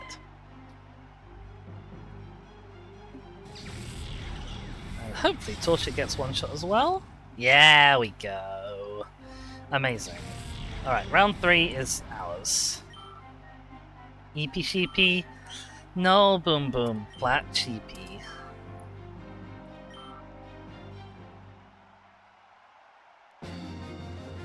Bum bum. We defeated This person. Yeah, I did. Sorry. Congratulations! Okay, we get another 8k. The amounts that you get are really weird. Because, like, the first round, you get about 5,000. So, you get about 6,000. But it's not 6,000, it's 5,912. And then that goes up from basically 6,000 to basically 8,000 in round 2. Which is an increase of... It's actually an increase of, like, 2,100 or something. And then from round 2 to round 3, it only goes up by 800. Anyway, but this is TM19 that we just got. TM19 is a worthwhile TM to have, because TM19 is Giga Drain. I don't think anyone we have can currently use Giga Drain. Shaskor can learn Giga Drain. Interesting. Very interesting. That's something to think about. That's really something to think about, because we're not going to get too many other Pokemon that can use Giga Drain. Anyway, for round 4, we'll have to do switching out in the later stages, but I'm comfortable with putting Scarlet Zoe back up front for round 4. Princess Shaskor, the dark horse of the run. You never know! I mean, you really do never know in a Nuzlocke who's going to come in clutch at what moment. It can be anyone at any time. Oh, I always forget that. I mean, you don't just automatically go in, you have to actually physically walk in yourself, like some sort of peasant. Bum bum bum bum bum bum bum bum bum bum bum bum. It's Harl! Hi Harl! This man here's not about to lose. This man here better consider going through a transition bloody quick then.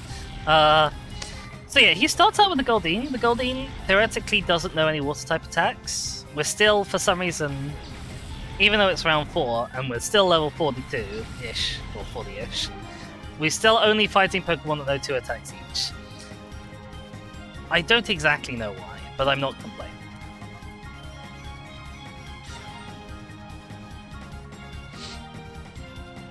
Oh, okay. Fury attack doesn't bother me too much. Just slow. Okay, that does bother me though, because the Goldeen does know Peck, and the Wurmple wasn't a threat to begin with. So this might be a switch out for Shaskor, I think.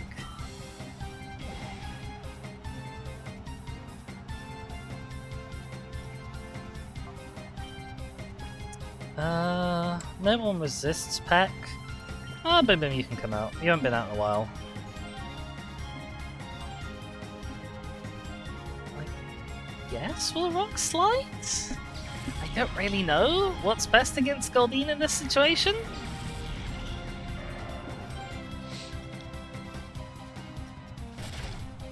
Okay, well, we actually totally didn't need to switch Shaskor out at all, because it's just continuing to Fury attack.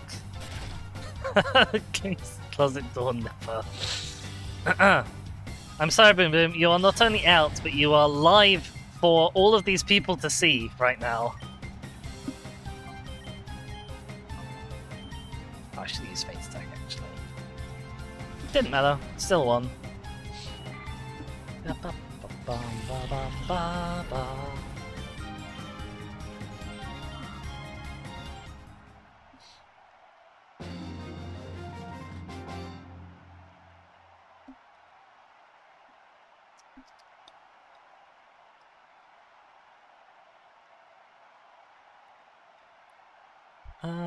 I'm just having a quick look-see, because I've just realised one of the Pokemon coming up next has Nature Power, and I don't know what move Nature Power turns into. I have a sneaking suspicion it's actually going to be Earthquake. which isn't great news, if I'm honest. Okay, it doesn't actually say, so I'm going to go on the off chance that it's Earthquake, which is what Nature Power turns into in Fenac City, and we're going to pull Sulu out straight away. You can't broadcast me no TOS.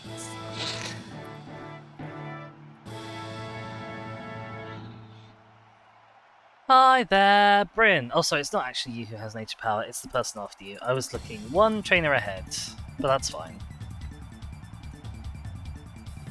Lady Bryn.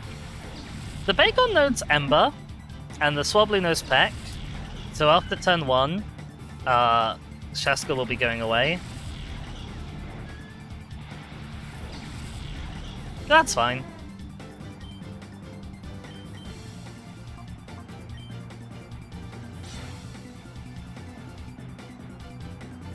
Okay, you absorb the Astonish, which is great for us, and the Ember, which is even better. Bop the Bagon. I would have liked to bop the Bagon a little harder, but it's fine. I would have liked to kill the Swablu as well, but again, it's fine. Like, Shaska's going away either way. Switching out.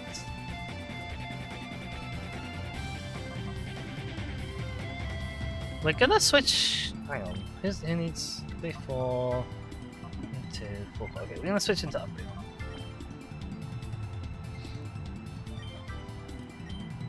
Who needs the most to get to the? He needs the most to get to next level.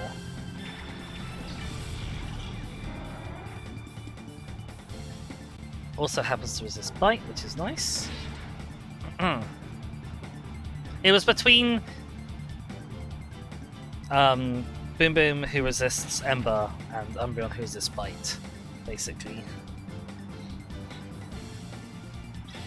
You can drop rocks. Bop. Rock 1. Rock 2. And the Bagon should go down very quickly next turn.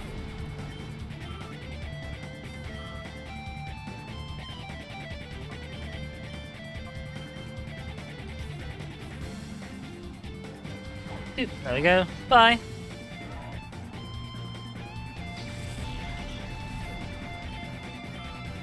And Zoe is so close to level 43. Because Zoe didn't get to go up front during the last one, Zoe's the one who's lagging a little bit behind. That's okay. She'll get most of the XP from the next little things.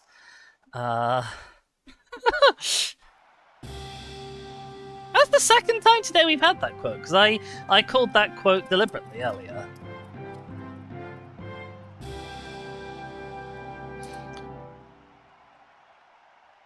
The stadium, it's worthy of an elite like me. Wow, what a guy. I like your shoes though. I'd wear those. So yeah, the Barboach has a ground type attack and a water type attack. And the Seedot has nature power, which could be Earthquake. I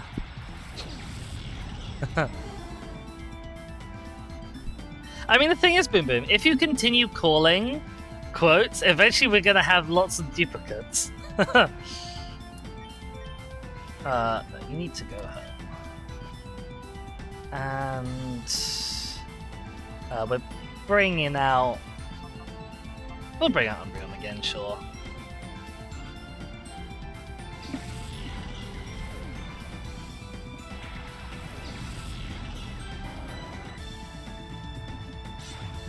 Do some protecting.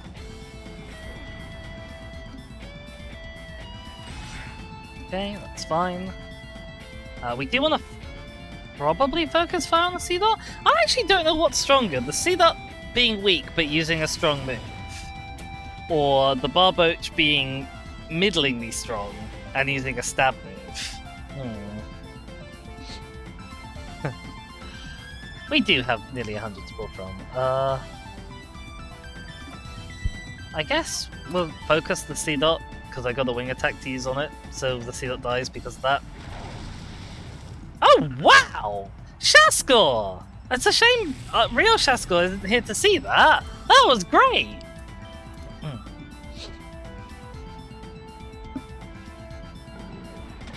That was fantastic. Amazing. Good job, AI.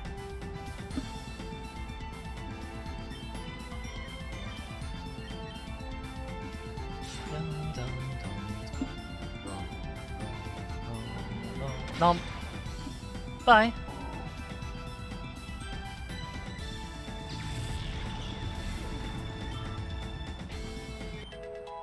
Okay, Zoe has now hit level 43 as well, which is great news. Oh, and Stereochromus! Thank you so much for the subby. That's wonderful of you. Oh, thanks for being along for the ride. I'm glad to see that you, I guess, are enjoying the stream enough for that. That's very wonderful. If you would like, as you are around, you can sneakily ascribe your name to be put down as a name. Reserve your spot on Entei, because Entei is gonna need a name when it gets purified, and it's not gonna be for a little while yet. I'm hoping to get to it by the end of the stream. But if that's a thing you want, do speak up. We're fighting another teacher. Teacher... Glace. You're claiming this battle for you, are you? Shouldn't we have the battle first? Princess the level 9 legendary Norwegian song for them. Excuse you, that's a level 43 legendary Norwegian, thank you very much. Yeah, so this is an interesting matchup because Sudowoodo's pretty good in this fight, and obviously I want to get Sudowoodo the levels, but there's Staryu. I think we can survive a hit from the Staryu. The Ladybird is going to do Soddle, basically, because it's a Ladybird. Oh, Jesus, okay. We survived a hit. We could even have survived the crit. But, I'm very glad that we're not staying in any longer than this. Let's put it that way. Oh, that's so much damage, though. Yeah, okay, Ladybird gets one shot. Poor Ladybird. I'm sorry.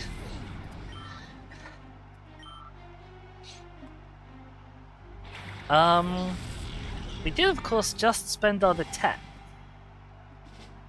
which actually wasn't very sensible of me, because I think we do now need to do a double switch, which is never what we really want to do.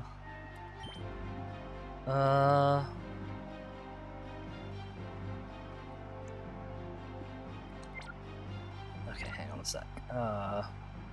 Shaskor, you're likely to take an electric type attack, so you can switch into Umbreon. And you're likely to take a water type attack, so you can switch into Ralligator.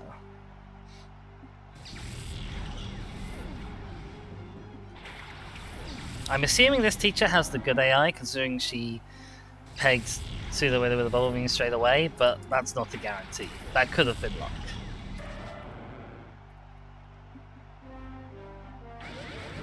Yeah, okay, she has the good AI. That's fine. The good AI is more predictable. Yeah, look, see? Serafim says, you were once lucky enough to catch a shiny Entei in Omega Ruby. So you do have a soft spot for it. Well, I mean, I would too, dang. I think, actually, my love affair with Crobats started, although the first Crobat I ever used wasn't shiny, I think my love affair with Crobat started because I caught a shiny Zubat. And that's what made me consider using a Zubat again later. And now I love Crobat to bits, so, you know.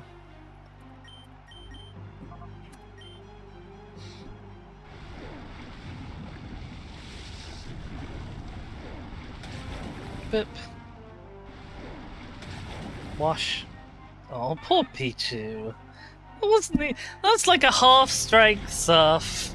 It's not even like super effective or anything, and we get subtle experience for it as well. Aww.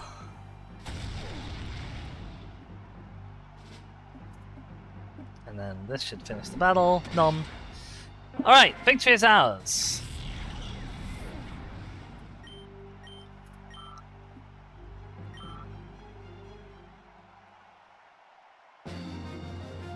Bum bum.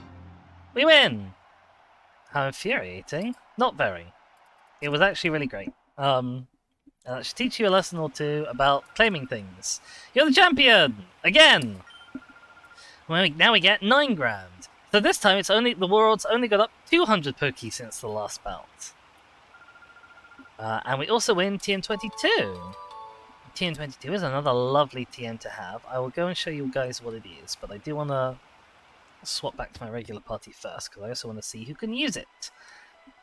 And it's also a really good moment for us to drop a save, having just done all that.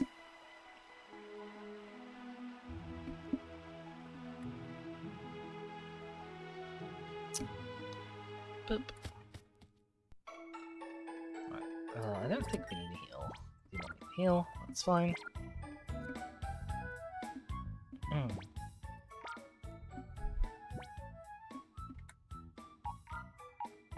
So here's our Entei. We can't nickname it yet. Well, it's still a shadow, obviously. Oh, I always forget that I have to take the item off of you first. Right, stay there for a sec, Shaskor. Hang on.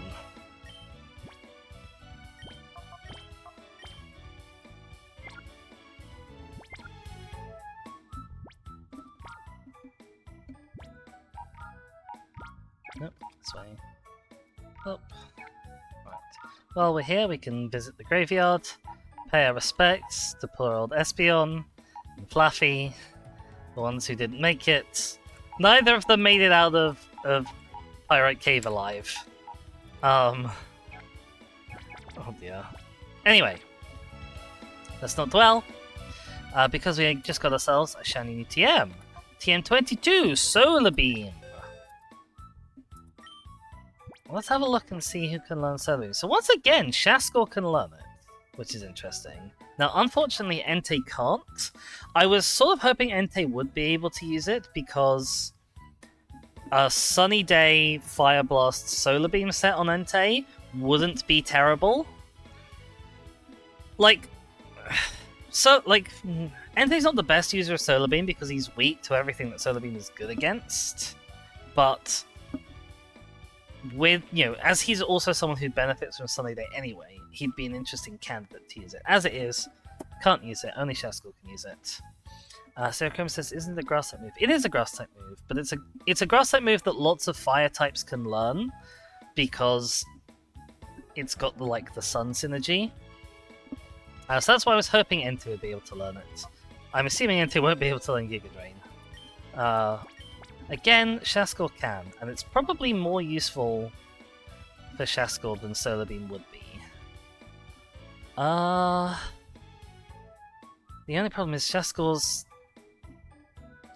The thing is, if anybody else can learn Giga Drain, they're probably a better user of Giga Drain than Shaskor is. But I'm gonna have a quick look-see ahead and see who else we're gonna get who actually can learn Giga Drain, because there won't be many people, or Pokemon I should say.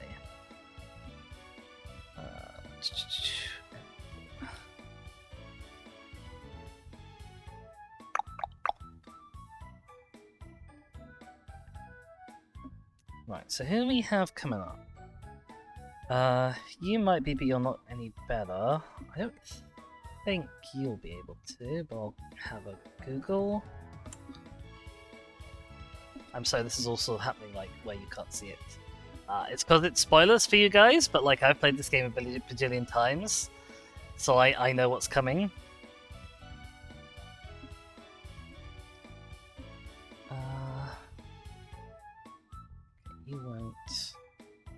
You won't, and you may already know it.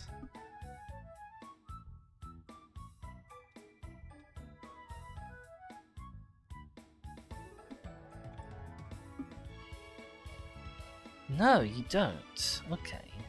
Okay, so we have one Pokemon down the line that... Uh-oh, what did I say, Boom Boom? Oh no. What did I do? Uh-oh. I'm nervous now. When the blush emojis get broken out, Dizzy starts to panic.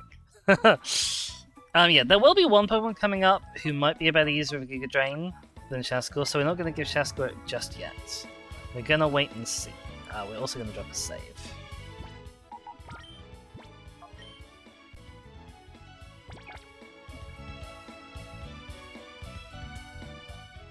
And then we're going to think about where we're going next. Oh, I tell you actually where we could be going next, before we leave Phoenix City, is we have 6 Pokemon in our party. Kind of just about, but we do. And we're at a good level to fight Justy.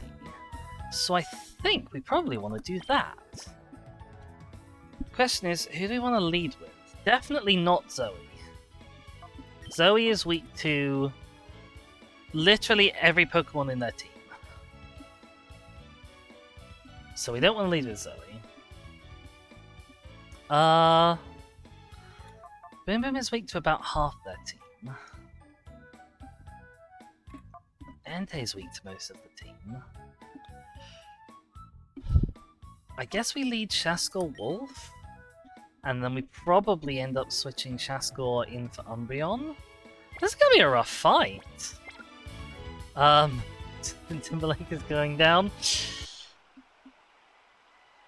I wouldn't be so rude to Justy as to compare them to Justin Timberlake. Maybe that's not actually a rude comparison. I don't really know very much about Justin Timberlake. I just know that he cries a lot in that one song. But Justy is a force to be reckoned with. Hi. Guess you finally got your 6th Pokemon. Yeah, just about. I like to battle against you. Honestly?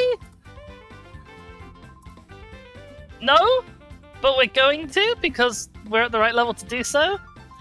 Justy's Pokemon, unlike the Pokemon we just fought, are scary, and he does have a full team. Okay, hi! Okay, Cacnea Azumarill.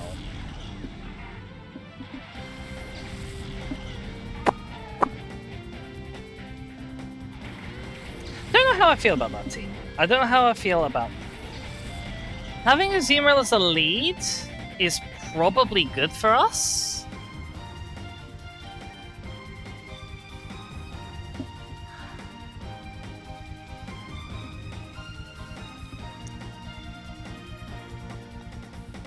I might go double the tech. I might just go double the tech. Oh no, you used double team. That's bad. Actually, I've just realized every single Pokemon on his team has double team. And with Sandstorm and Sandvale and double team on this Cacnea could be a massive pay.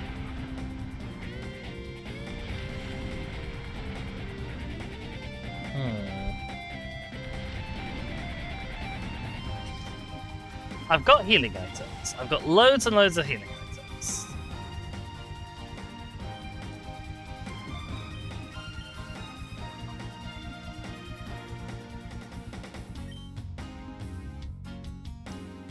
It says the jacket is white from all the region. Oh god! Boom boom! Oh, that's terrible news. I don't think Shaskor can one-shot this. Oh, you did! Oh, Shaskor! You're taking it away today. That was great news. Okay, we're gonna see how bad this Azumarill hits. Okay, Light Screen is kind of okay for us right now.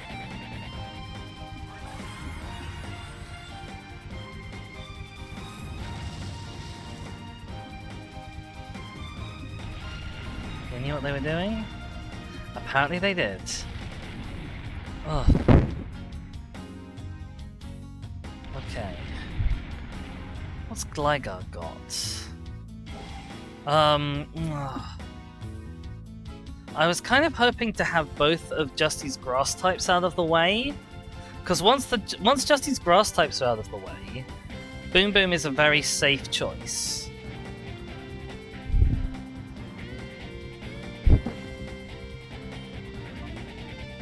I'm gonna go for a double detect again, because this Gligar has Aerial Ace, which is bad. Oh, it's also got Double Team! Oh my god, the double teams! Oh.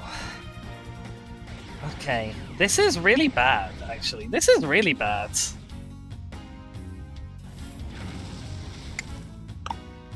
I should have predicted the Gligar was going to double team because it's its first turn out. I definitely wouldn't have predicted the Azumarill was going to double team again. This is potentially really bad. I might just have to kind of stall the Azumarill out on the Sandstorm damage.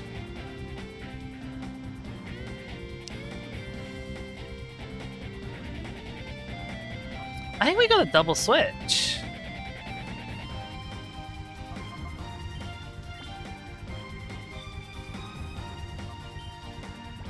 We're gonna send out Boom Boom, even though he's gonna have the... He's gonna send in a Sunflower afterwards. And then we'll have to switch out Boom Boom.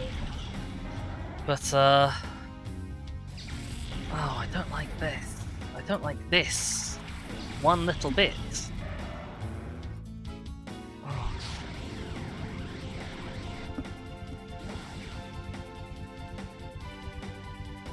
Okay, your turn is fine.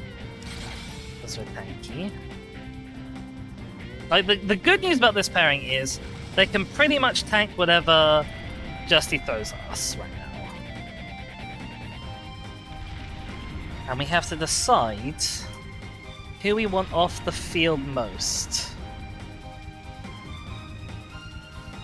Out of Gligar and Azumarill. And the answer is Gligar. Oh, they're on the light screen. That's really annoying. This actually might be a battle where I set up Toxic.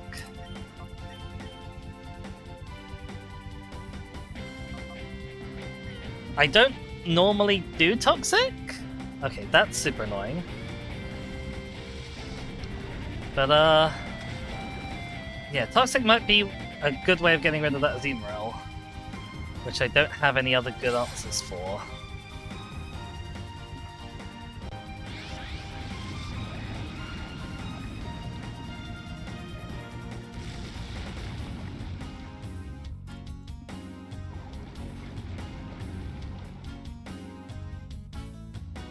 Toxic is actually not 100% accurate, I just realised. So, it's a good job we did hit then. Okay, Sandstorm's over, but we've got the Toxic down on the Azumarill. The Gligar will now be a little bit easier to hit, which is good.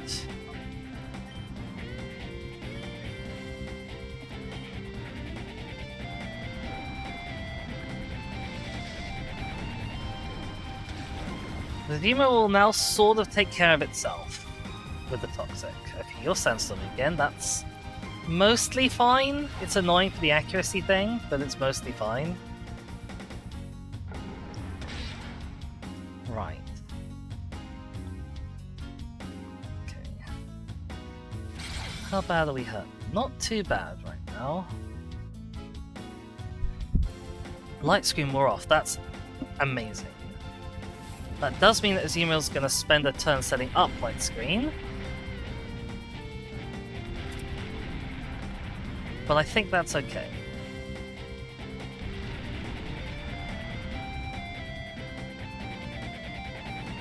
Azumarill's just chugging away its own HP.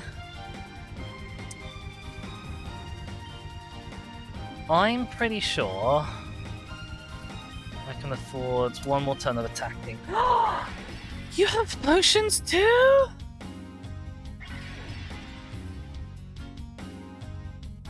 Oh no! That's bad news.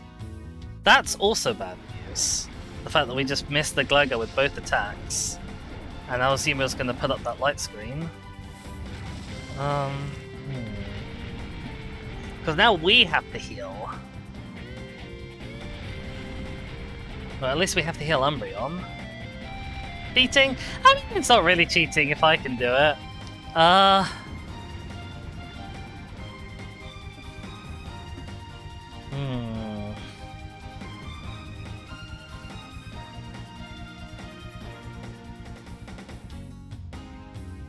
The good news is that normally enemy trainers have a limited number of healing items. It doesn't tell me what that number is, but it should be a limited number. I don't think it's hyper potion time just yet. I think we should be fine just super potioning. Boom Boom can take another hit or two, so we're gonna try for a surf again. Ah.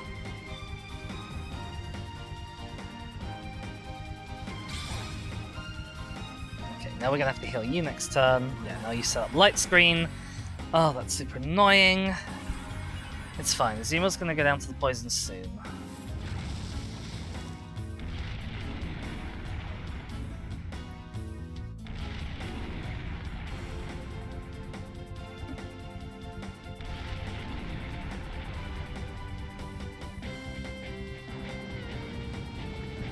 If he heals Azumarill, that's fine, because Azumarill wastes a turn. If not, Azumarill goes down. So either way, that's a win-win. We're going to burn a super potion on Boom Boom, and then Boom Boom is going to surf again. Actually, Boom Boom is going to rain dance. Oh. But what if Sunflora comes out next turn? Okay, Boom is not going to rain dance because if Sunflora drops next turn, then that forces a switch on us. Oh my god, that's rough! This is a rough fight. It's going to be an expensive fight. Okay, but as long as he's splitting up his attacks, we're in under less pressure.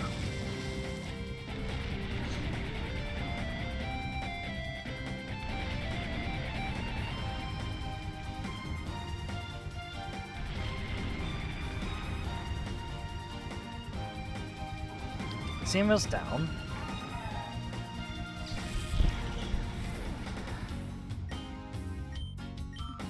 And like if he sends out Sunflora, oh, he didn't send out Sunflora. Okay, that's good for us.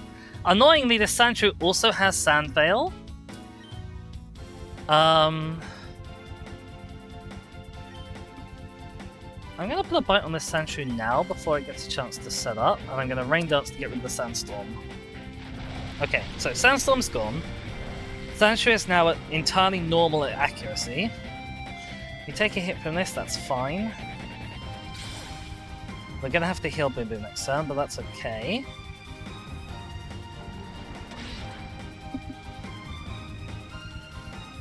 And now he double teams, that's chill. Justy will probably Sandstorm with one of his Pokemon next turn, I'm guessing? But we're faster, so we should be able to get off a powered up Surf while we use Umbreon's turn to heal Boom Boom.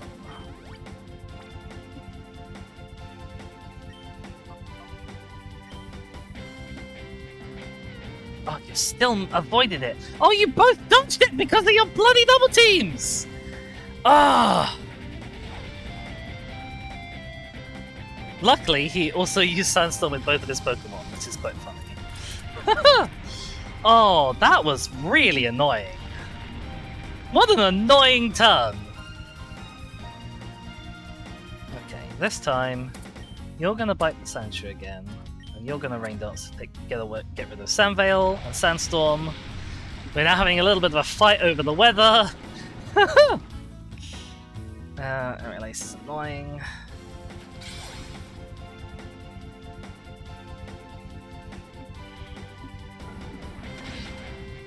Oh, look how close that thing is to being dead.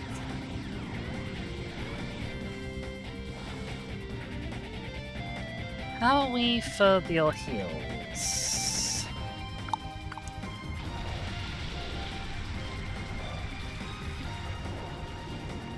We're good for the heals. So we're gonna double into the Sandshrew on the assumption that we'll get... Oh, okay, no, that's gel as well.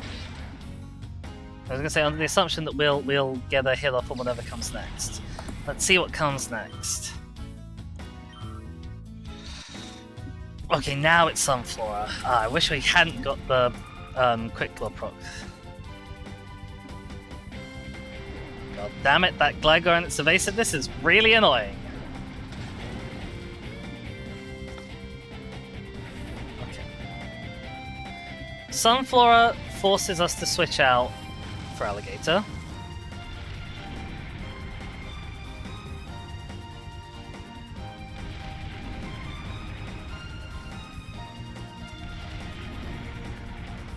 And unfortunately, I think we have to spend Umbreon's turn healing.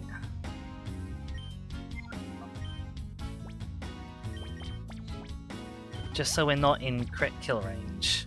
Especially as I don't know exactly how much damage that Sunflower does just yet. But, with these two Pokemon specifically on the field, I'm good to switch into Entei, because Gligar's only ground-type move is Dig, which we'll have a turn of warning for. And we can switch into Yanda, if he's going to use it. That does more damage than I really wanted it to, though. Oh, Sunflower gets to set up. At least the Sunflower doesn't have Sand Veil.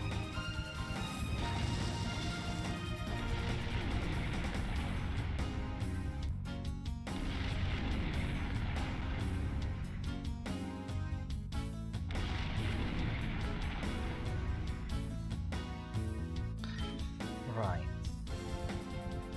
We are gonna do our best to kill that Sunflower ASAP, because once Sunflower is gone, Alligator can deal with everything else. Very.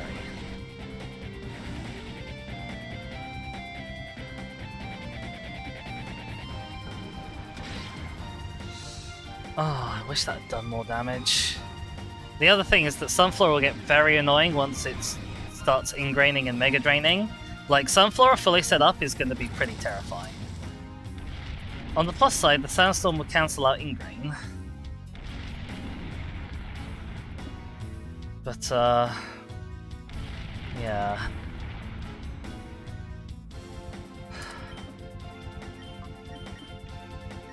I possibly should have used Toxic rather than Bite early on, but I didn't. Ah! Every miss is an opportunity for Sunflower to set up more, which then means more misses.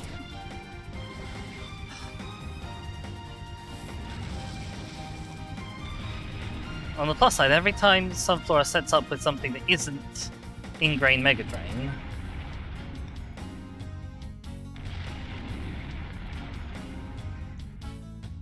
it takes more damage. They come closer to it being in kill range.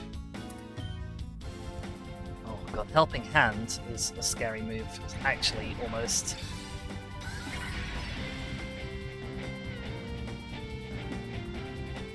Oh my god, we really need to hit this thing. Okay, how bad's the damage? How bad is the damage? Quite bad. Ah! This thing is unhittable.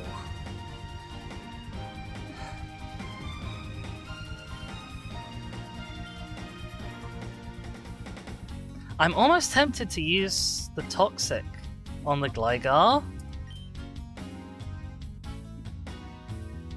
while the Sandstorm's not here.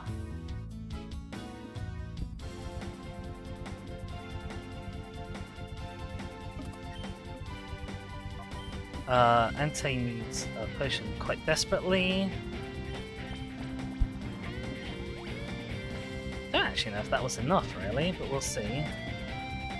Ugh, this is bad news. This is really bad news. Double Team stacks are extremely powerful. Yep, they are. Okay, here's the Ingrain on the Sunflora. So it's no longer taking chip damage.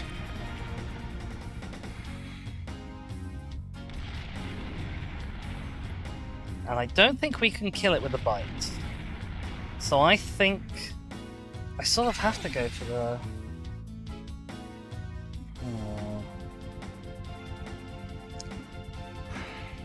I don't know. I don't know what the play is. I genuinely have no idea what the correct play is. Like, I'm not in immediate risk of losing anyone, but I'm not particularly likely to actually hit anything either. Just gotta sort of kind of keep going.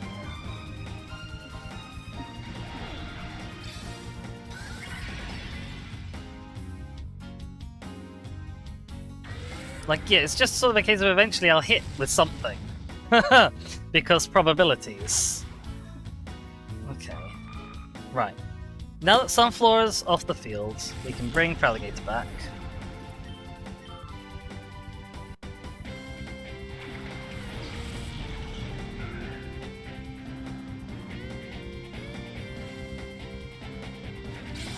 Oh, Jesus.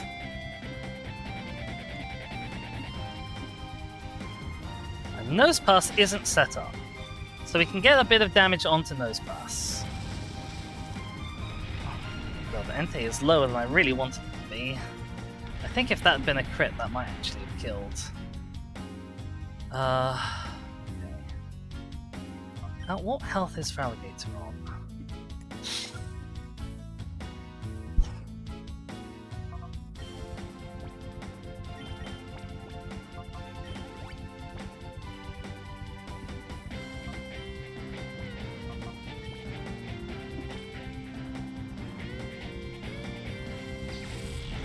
Low enough. Low enough. And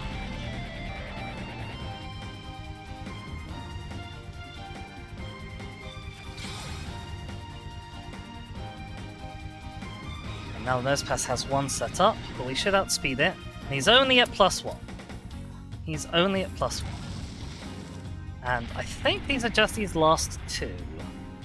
So it's sort of a case of if we can focus down the Nosepass quickly enough, then it's just Gligar, and we can out-heal Gligar's damage.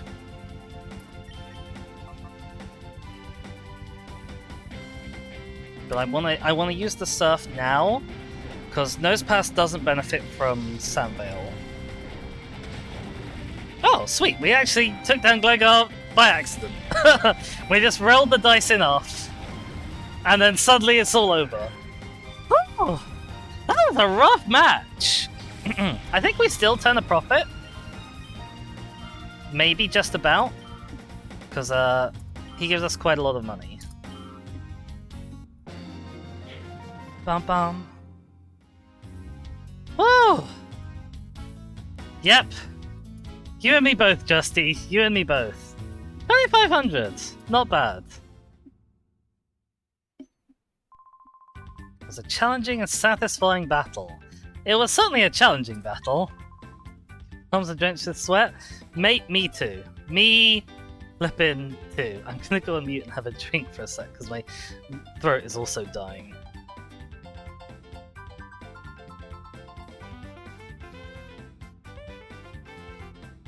Oh god, it's warm.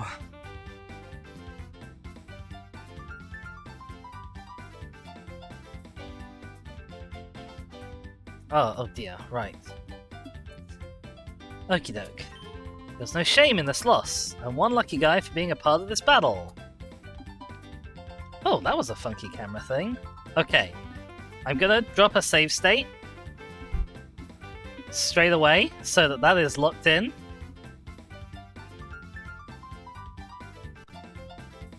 Because Jesus, I would not want to lose that. Oh, hi. I just have this. Ooh. The TM27. I don't know what that is. Nope, wrong one. God, don't look at how close Entei was to death. In return. I mean, honestly, a solid move. It gets up to like base power 100 or something? Hang on, let's have a look. Uh...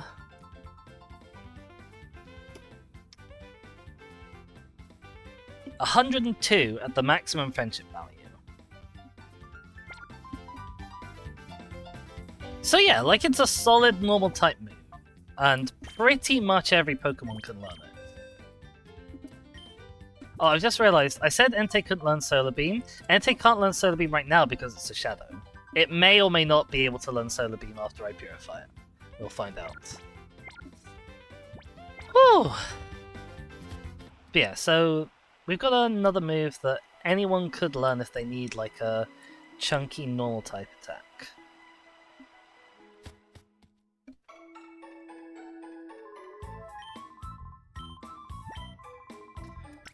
Let's heal up because, dear God, we need it. And check the time, it's 22. That was a long fight. That was a long fight. But now that it's over, we only have kind of one more like training stop left to visit, and it is not going to be anywhere near as annoying and difficult. So I'm just going to have a quick look-see and see who 2, 4, 1, 3, 1, 4, 4, 9. Okay, we want to lead with Zoe and Entei. That's the next bit. Yeah, that's the high tension moment of today's stream, and I doubt we're going to get far enough into the next place that we're going for it to cause us undue stress, because we are going to the place of all training, Mount Battle.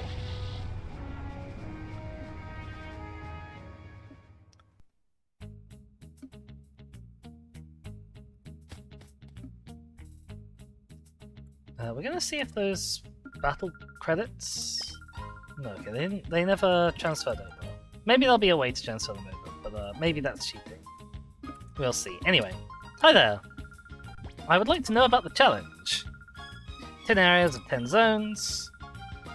Must battle through them without taking a loss. By winning away, it says you must battle through them without taking a loss. That's actually not true. By winning your way through an area, you'll be awarded Poke Coupons. You can switch up in the break. If you wish to quit or interrupt your challenge, you may do so at any break room. You can actually also do it anywhere. Once you've won through an area, you may resume your challenge. For information about coupons, ask at the coupon counter. That was the wrong button. Right, let's go in. I'd like to start a new challenge. Oh yeah, and Rory stays behind for this. I do this bit on my own. Probably because she'd get in the way on the really narrow bridges. I'm assuming that's why. But yeah, we're about to fight a slew of, like, level 16-ish Pokemon.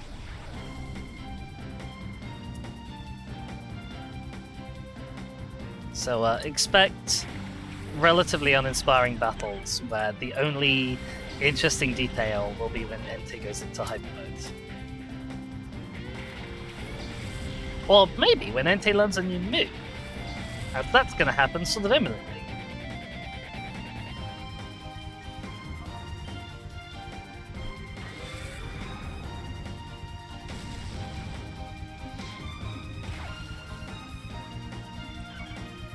And I'm pretty sure we get healed up after every battle. So it's not even like there's going to be an attrition thing going on. Bonk.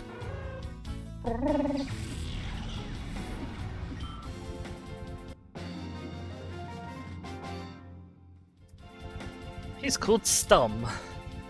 What a name.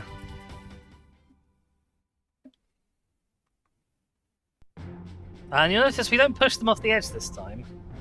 That was a birthday treat. Your hat's off, the road ahead is long and arduous. And it's going to ask us, advance to the next zone, question mark? After literally every battle. I hate it so much. But there's nothing we can do about it. This is Rich Boy Sias. His parents nearly gave him a real name. Nearly.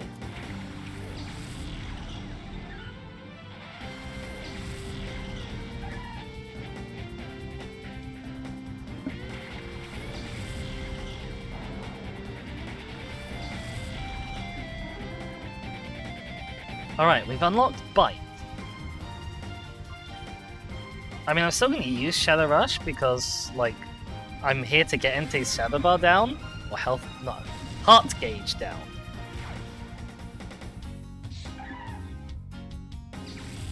So, you know, we actually think the Hyper Mode is very desirable. Bonk. Bye-bye, Sunken. Oh wow, those eyes! Dang! We certainly won't be getting very much experience from here.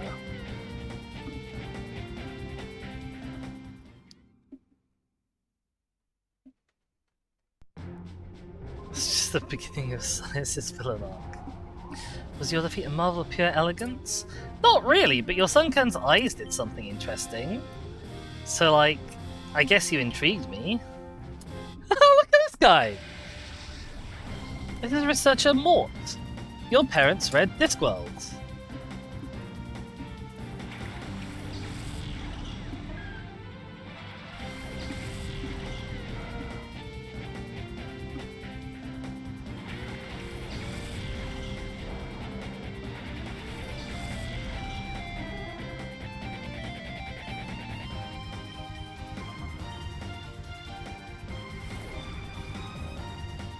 Boop.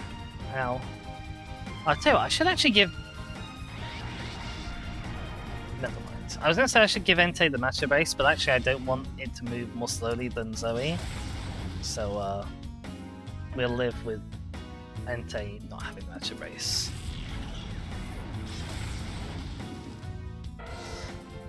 Electrike looks so gormless. I like Electrike's design in Colosseum a lot more than I like its 2D sprite. I don't know quite what it is about the 2D sprite, because, like, theoretically, a dog that's also kind of like a Ceratopsian should be more interesting than, like, a regular dog. But I think it just ends up as being like it has an over-enlarged brain case. Let's just double checking that the hyper mode doesn't get healed off. It doesn't.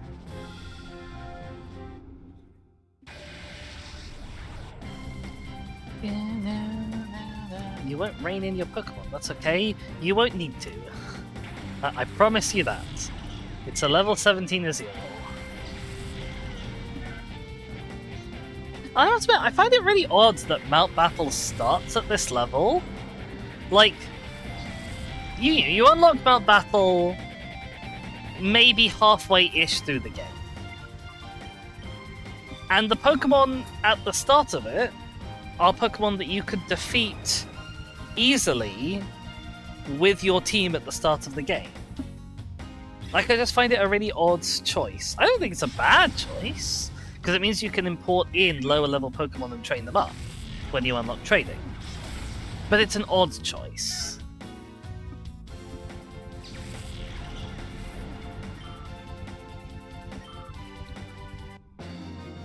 I also like how those two Pokemon were worth about the same amount of experience as a level 40 Azurill was each. There's not much difference. That's quite embarrassing. No, I noticed, I just didn't care.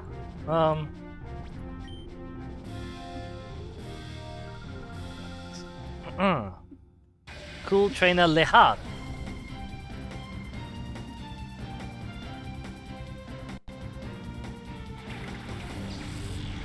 Togepi and a Vulpix.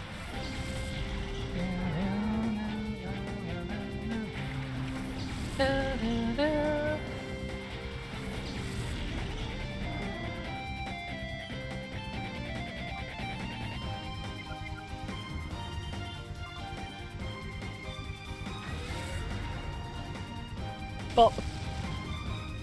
Eats your egg. I don't actually think any of the trainers here have more than 2 Pokemon until we get to the area leader. So, yeah, the battles are gonna be short.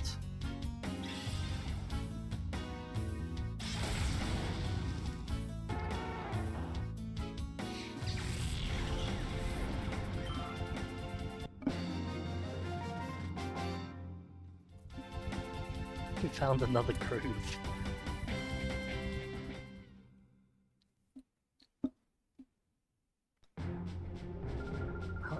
Go. You'll be rooting for me, thanks. It is nice that they bothered to program in dialogue for these, like, 100 trainers. It must have been quite arduous finding 100 different, vaguely interesting things for someone to say when you challenge them, and then when they get defeated. Especially if they also had to find 100 different things for someone to say when they get challenged in battle mode, in singles mode, and 100 different things for people to say when they get challenged in battle mode, in doubles mode. I wouldn't have wanted that job.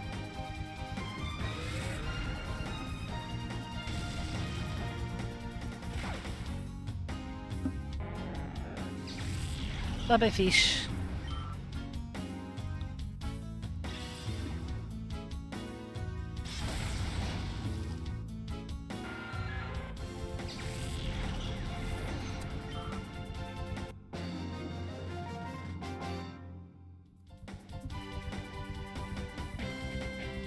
The other only moderately interesting thing about Mount Battle is, of course, we don't get individual money rewards for beating the trainers here, because instead we get the battle coupons at the end.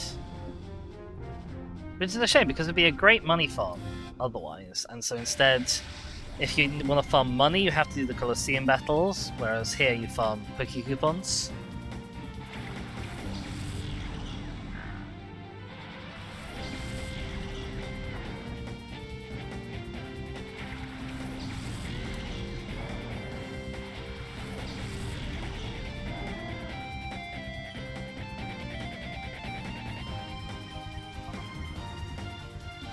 Oh, look at you!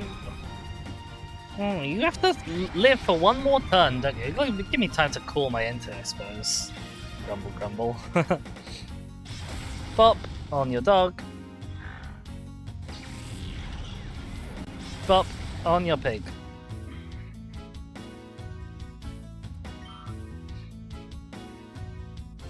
I also realised, because Skylar Zoe knows Feint Attack, she would have been absolutely great to use if it weren't for the fact that almost every single one, no, literally every single one of Justy's Pokemon was super effective against it. Funny how that works, isn't it? Still, we're chipping the old gauge down. If we're lucky, we might get it down to the bottom before the end of the stream. We'll need what? Less than half a dozen calls, for sure. Teacher Nevi. Bye bye, Teacher Nevi. Oh, so they actually say two things when they get defeated, because they have a thing they say there, and they have the thing they say afterwards. Looks like that's just generic teacher dialogue there. You're working out your bod every day. Mate, I'm not even working out my bod any day. Apart from the other day, when I had to go for that emergency on Monday, well, I did do an impromptu 230-meter sprint, because I was chasing after a dog that had gotten out of the garden, and ran down the high street, and across a roundabout, and just generally made a nuisance of itself. Nearly got hit by a lot of traffic.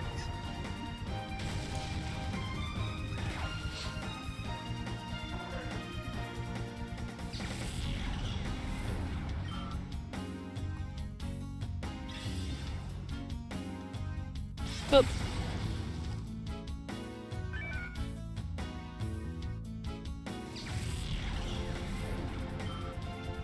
I wonder if I should actually stop using Rock Slide, just so I can actually have more turns of each battle, so that I have more chances to proc Hyper Mode. She's been working good for that with my bod. Yeah, yeah, you should. Aw, shucks, Boom Boom. Do I think I can take this old woman? Yes. And I can probably also beat you in a fight. Now see, she doesn't twiddle her cane like the other one did. I guess the stadiums, the train passes must have unique animations when they're in the stadiums. I never noticed that before, that's really cool.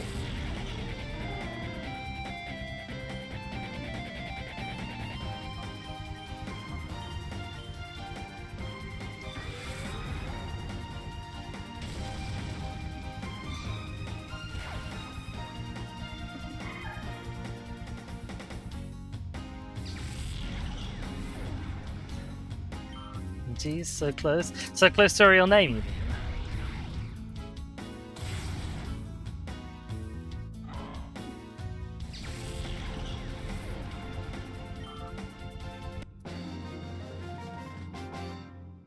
Maybe her parents were dyslexic. I don't know, I didn't name you. Don't ask me how. You could have changed it, you know. I mean, maybe she did, you never know. Oh, Oh, Pat, you don't have to retire just because I beat you.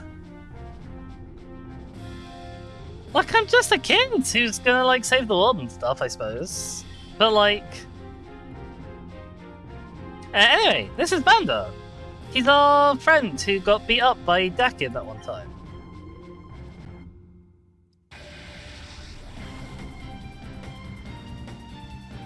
He looks... like, they've expertly managed to capture middle-aged man on this person's 5-triangle face. I don't quite know how they've done it, but they have. Anyway, Vanda has 1, 2, 3, 4, 5 Pokemon, every single one of which is weak to low kick. So we're gonna get as many Shadow Rushes out as we can.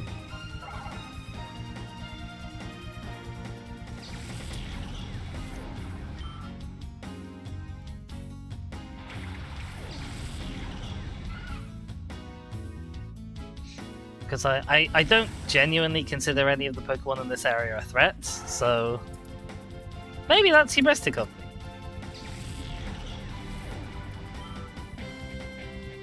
It wouldn't be the first time. It wouldn't even be the first time this stream.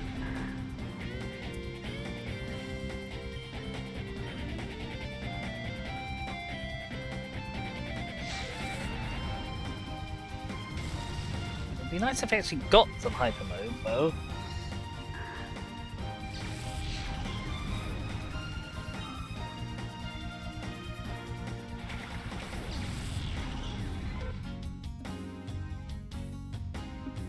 Oh. Yes, I kicked the cat. Well, technically Zoe kicked the cat. Direct all complaints to Zoe.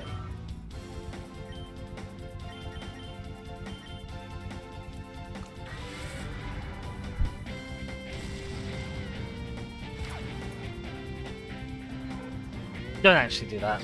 She won't understand why. It'll be very cruel to me.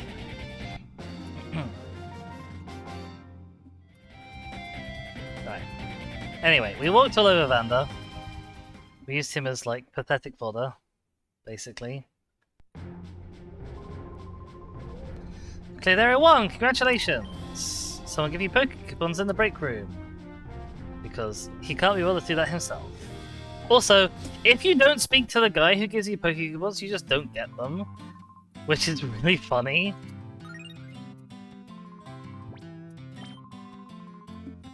Anyway, the next area starts at level 20 and goes up to about level 25. So this should also not be too challenging for us.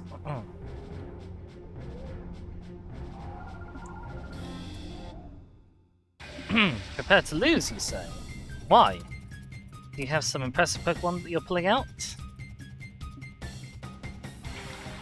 To be fair, why not a good choice? It's just that the level is not there. The why not is vaguely threatening enough that I am going to focus fire it.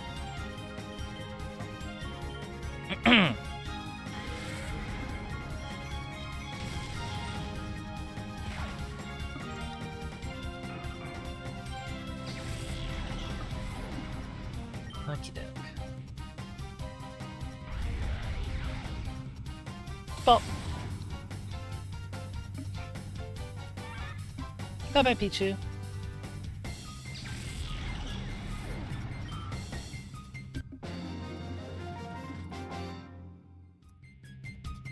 Kelvin, you weren't prepared to lose at all. No, not really. I would have been heartbroken if I had lost. So I was emotionally definitely not prepared to lose. But, I also wasn't expecting to lose.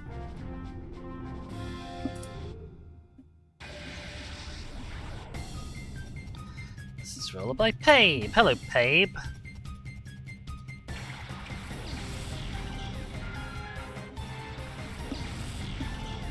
Now, Pabe is the first proper challenger, or proper enemy, apart from an area leader, to have more than 2 Pokemon. So well done, that Pabe. I could still, if I wanted to, end this in one turn, but I'm not going to because I'm trying to get those Hyper Modes.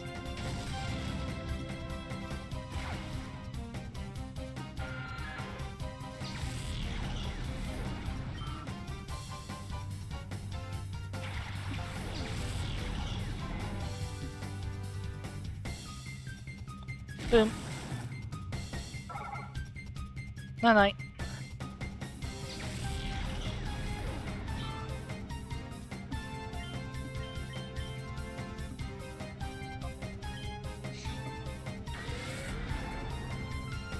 Bonk.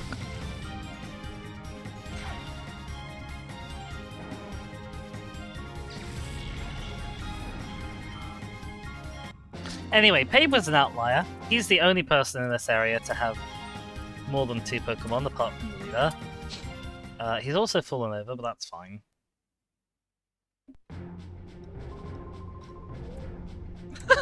Being a wizard battling doesn't make me a wizard winning. What does it mean, then? What else could it possibly mean?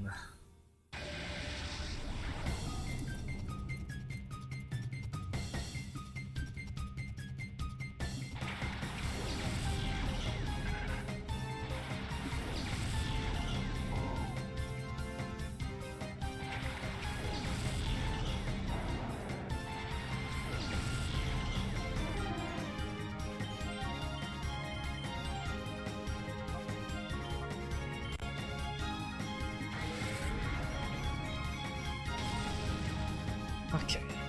The heart gauge is lowering. We've nearly unlocked Fire Blast. We're really close. We just need one more Hyper Mode, and then we have Fire Blast.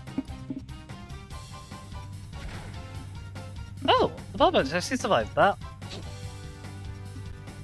Didn't really expect that.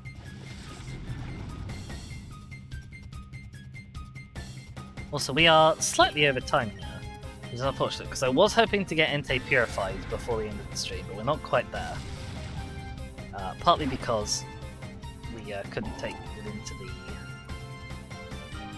Colosseum, which is a shame.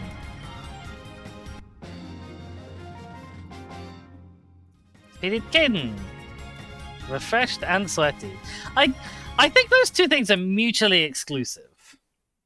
Speaking as somebody who is definitely a little bit sticky now after having been sat here for 3 hours.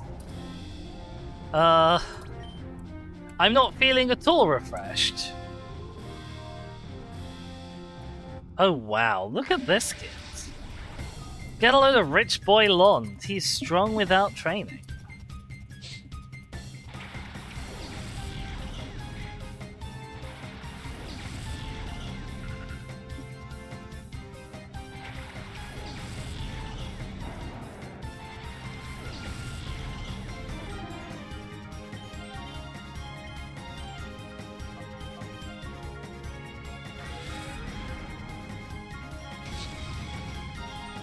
Lotad.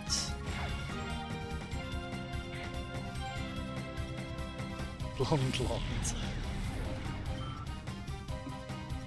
I wonder if anyone's done like a memorize all the Mount Battle Trainers challenge. Like their names. You know, like people memorize like all 150 Pokemon or whatever. They memorize 100 units of pie. Has anyone ever memorized 100 Mount Battle Trainers?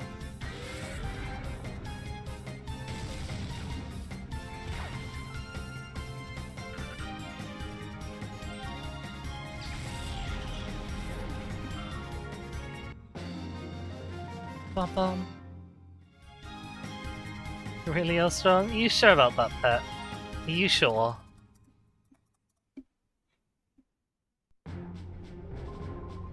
I'm gonna need my papa! What I think is a missed opportunity would be if the next trainer was his papa. I don't think this athlete is old enough to be that guy's dad. I can't exactly tell. I'm very bad at guessing ages anyway, to be honest.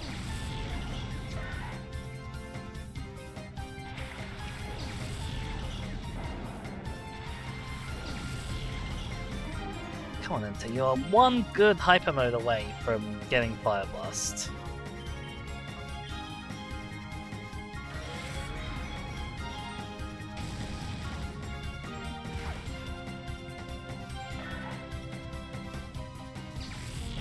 You're like 2 or 3 Hyper Modes away from being purified.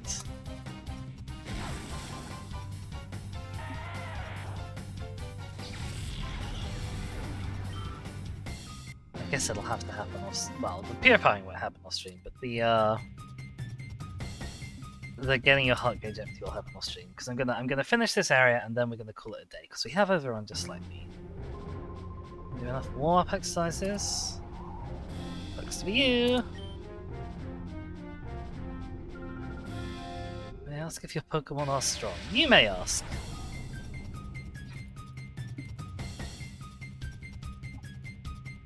I feel like I don't need to ask about this. Just putting that out there.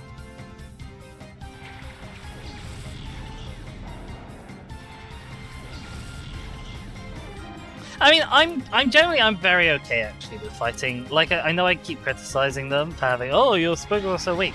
I'm very okay with fighting the weak Pokemon. Like, considering how stressful Nuzlocking is, I'm okay with having a little bit of chill time, where we're not fighting for our lives. We can just do a little bit of grinding, and at the same time, I am showing you guys new and interesting stuff, so it's a little bit better than normal just grinding content. Anyway, here is Entei unlocking the move Fire Blast, hopefully.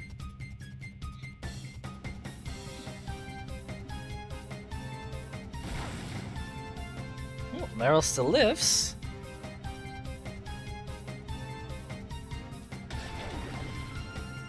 I guess that's part of the thing is like weak Pokemon tends to also look, there we go. Fire Blast, hooray! Weak Pokemon tend to also be small Pokemon. So a lot of these early area Pokemon don't have the weight for low kick to be a very powerful move. Which is why even though I'm twice their level, I'm not one-shotting them. So it's nearly level 43. And it's about time to tag her out.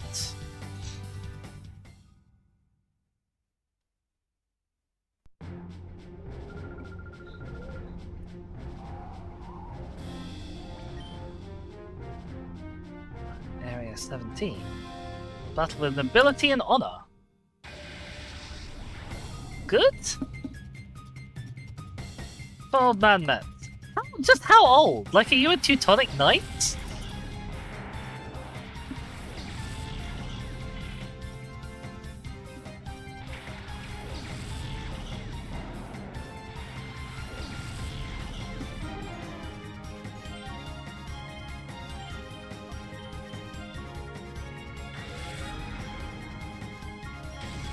Boop.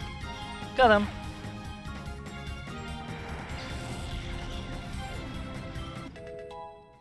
There's the ding.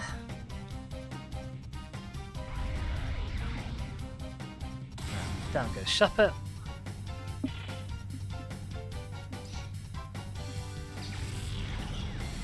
There's the die. Bum bum. And down goes Mets.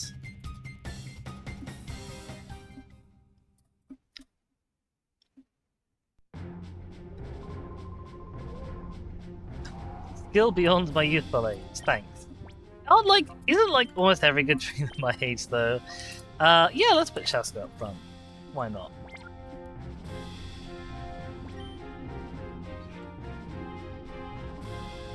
Elegant battling, backed by thorough calculations. What that means is he also has like the guide open on his other monitor, just like I do. Oh, I told a lie before, actually. Pable's not the only person with 3 Pokemon. This guy also has 3 Pokemon. Okay, congratulations, Rogue. You've proved me wrong. And now you will suffer.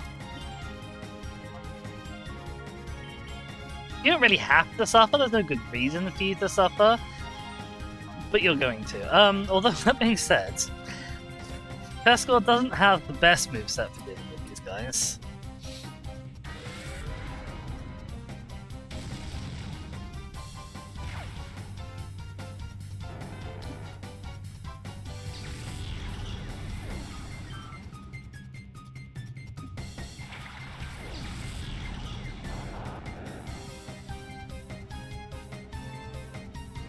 It's an even worse moveset if it doesn't hit.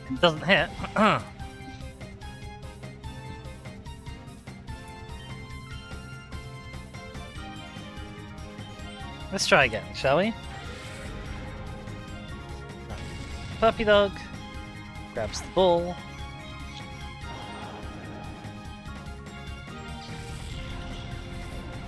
Wants to play fetch. Chescore. It's the sheep. Paralyzed, because of course it does. Nah. Tell you what though, Rook. Partly, I guess, just because we switched in Chescore, but you're the first person I think to get a hit on me. So, congrats.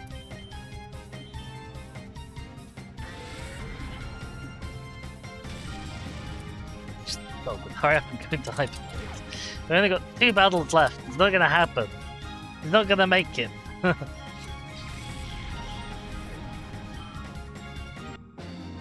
Bum, bum, bum, bum. Okay, Rook goes down.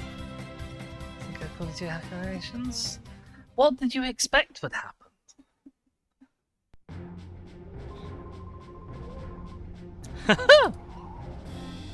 Also, don't look too closely at the background scenery. It is almost as low poly as Scarlet and Violet.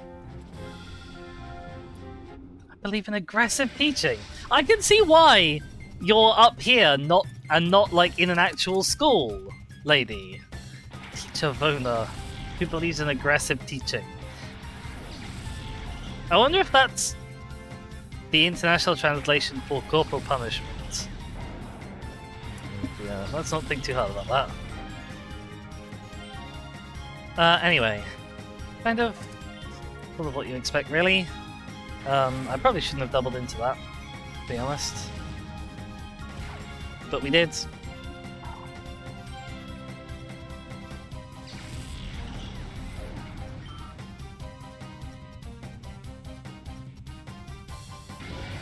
Bonk. I mean, we nearly one-shot the Carvana anyway with a not very effective Steel Wing, so... Nom. I remember when I first met Carvana and its rough skin ability, I thought it was the most annoying thing ever. That you take damage every time you hit it. Now it just doesn't trouble me like at all. But back then, I hated it. I hated it a lot.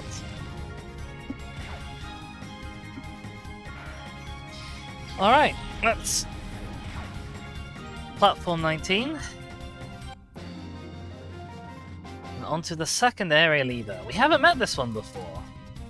Unless it's the same as the guy in other battle modes. It is not. Okay, it's fine. Aggressive, that's how I teach. Okie dokie. Oh, this is Arth, the genius area leader of Area 2. Oh wow, okay, so that's why everyone else in your area is insufferable. It's because this is where they put all of the insufferable people. Anyway, this is Arth.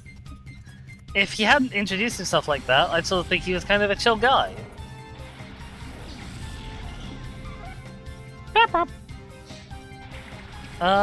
Weirdly, the Ladybot here knows Bide, rather than the Pineco, which knew Bide before. Either way, I don't feel like Ladybot's a particularly good user of Bide. It doesn't take a level 40 Entei using Shadow Rush to one-shot a Ladybot. Let's put it that way.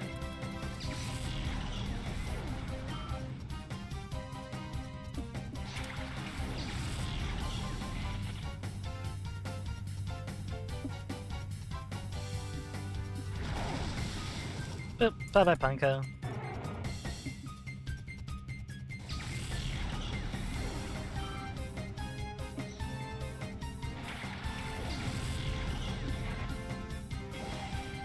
There's nothing too troubling here. The Surskit knows Bubble, but given that the move is Bubble, I'm not anticipating it being too much of a problem. So you're coming to stop the bed! Ah, well thank you so much for stopping by, and thank you so much for subbing! It was so lovely to have you. Yeah, I'll see you next time. I'll be bringing back Colosseum next week, probably on Wednesday at midday. So if you want to be here to see Entei get your name, that is the time to show up for that. But otherwise, I hope you sleep well, and I hope I do catch you again. What are we doing? We're attacking people. Oh, we are 15 minutes over time. Bad to see. Poor timekeeping. Oh, now you hyper. Sure. Bloody dog. Were you just waiting for Stereochromus to go to sleep so before you empty your heart gauge? Was that it?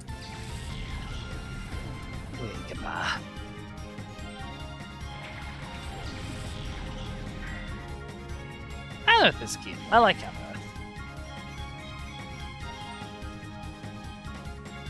Right, call the Entei.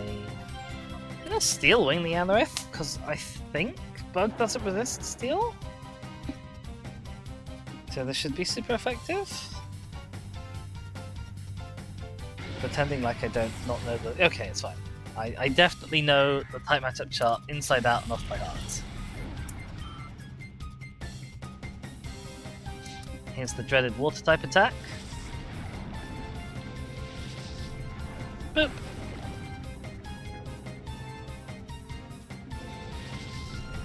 Boop. You know what? That did more damage than I expected, to be fair.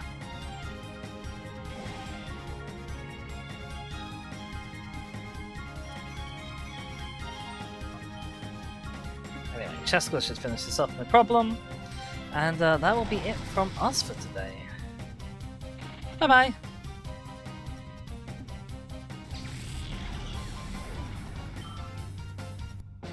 Bum bum bum bum bum bum. Area leader off, down. Yeah, he says.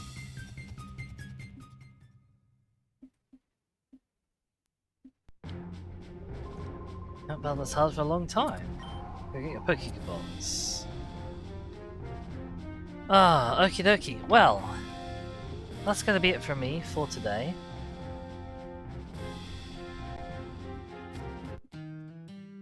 So I want to say a big thank you to everyone for being around. Once again to Stereochromus for the subby, but also to Boom for being around in the chat. It's always so lovely to see you and have someone to bounce off of and nat with. It's a wonderful time.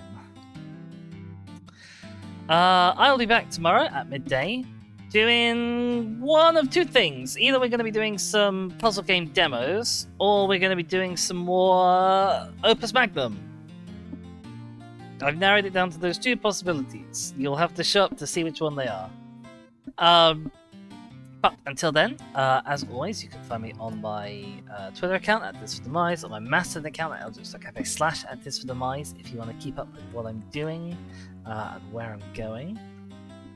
You can also find my YouTube channel down in the description, or if you're watching this on the VOD, you can find my Twitch channel down in the description. So you can watch all of these things happen live. I'm going to sign off here, so I hope everyone has a good night. I'll see you all next time. Ta-ra! Ah! Sorry. Things just playing on my PC. Yeah. Ta-ra, everyone! Night!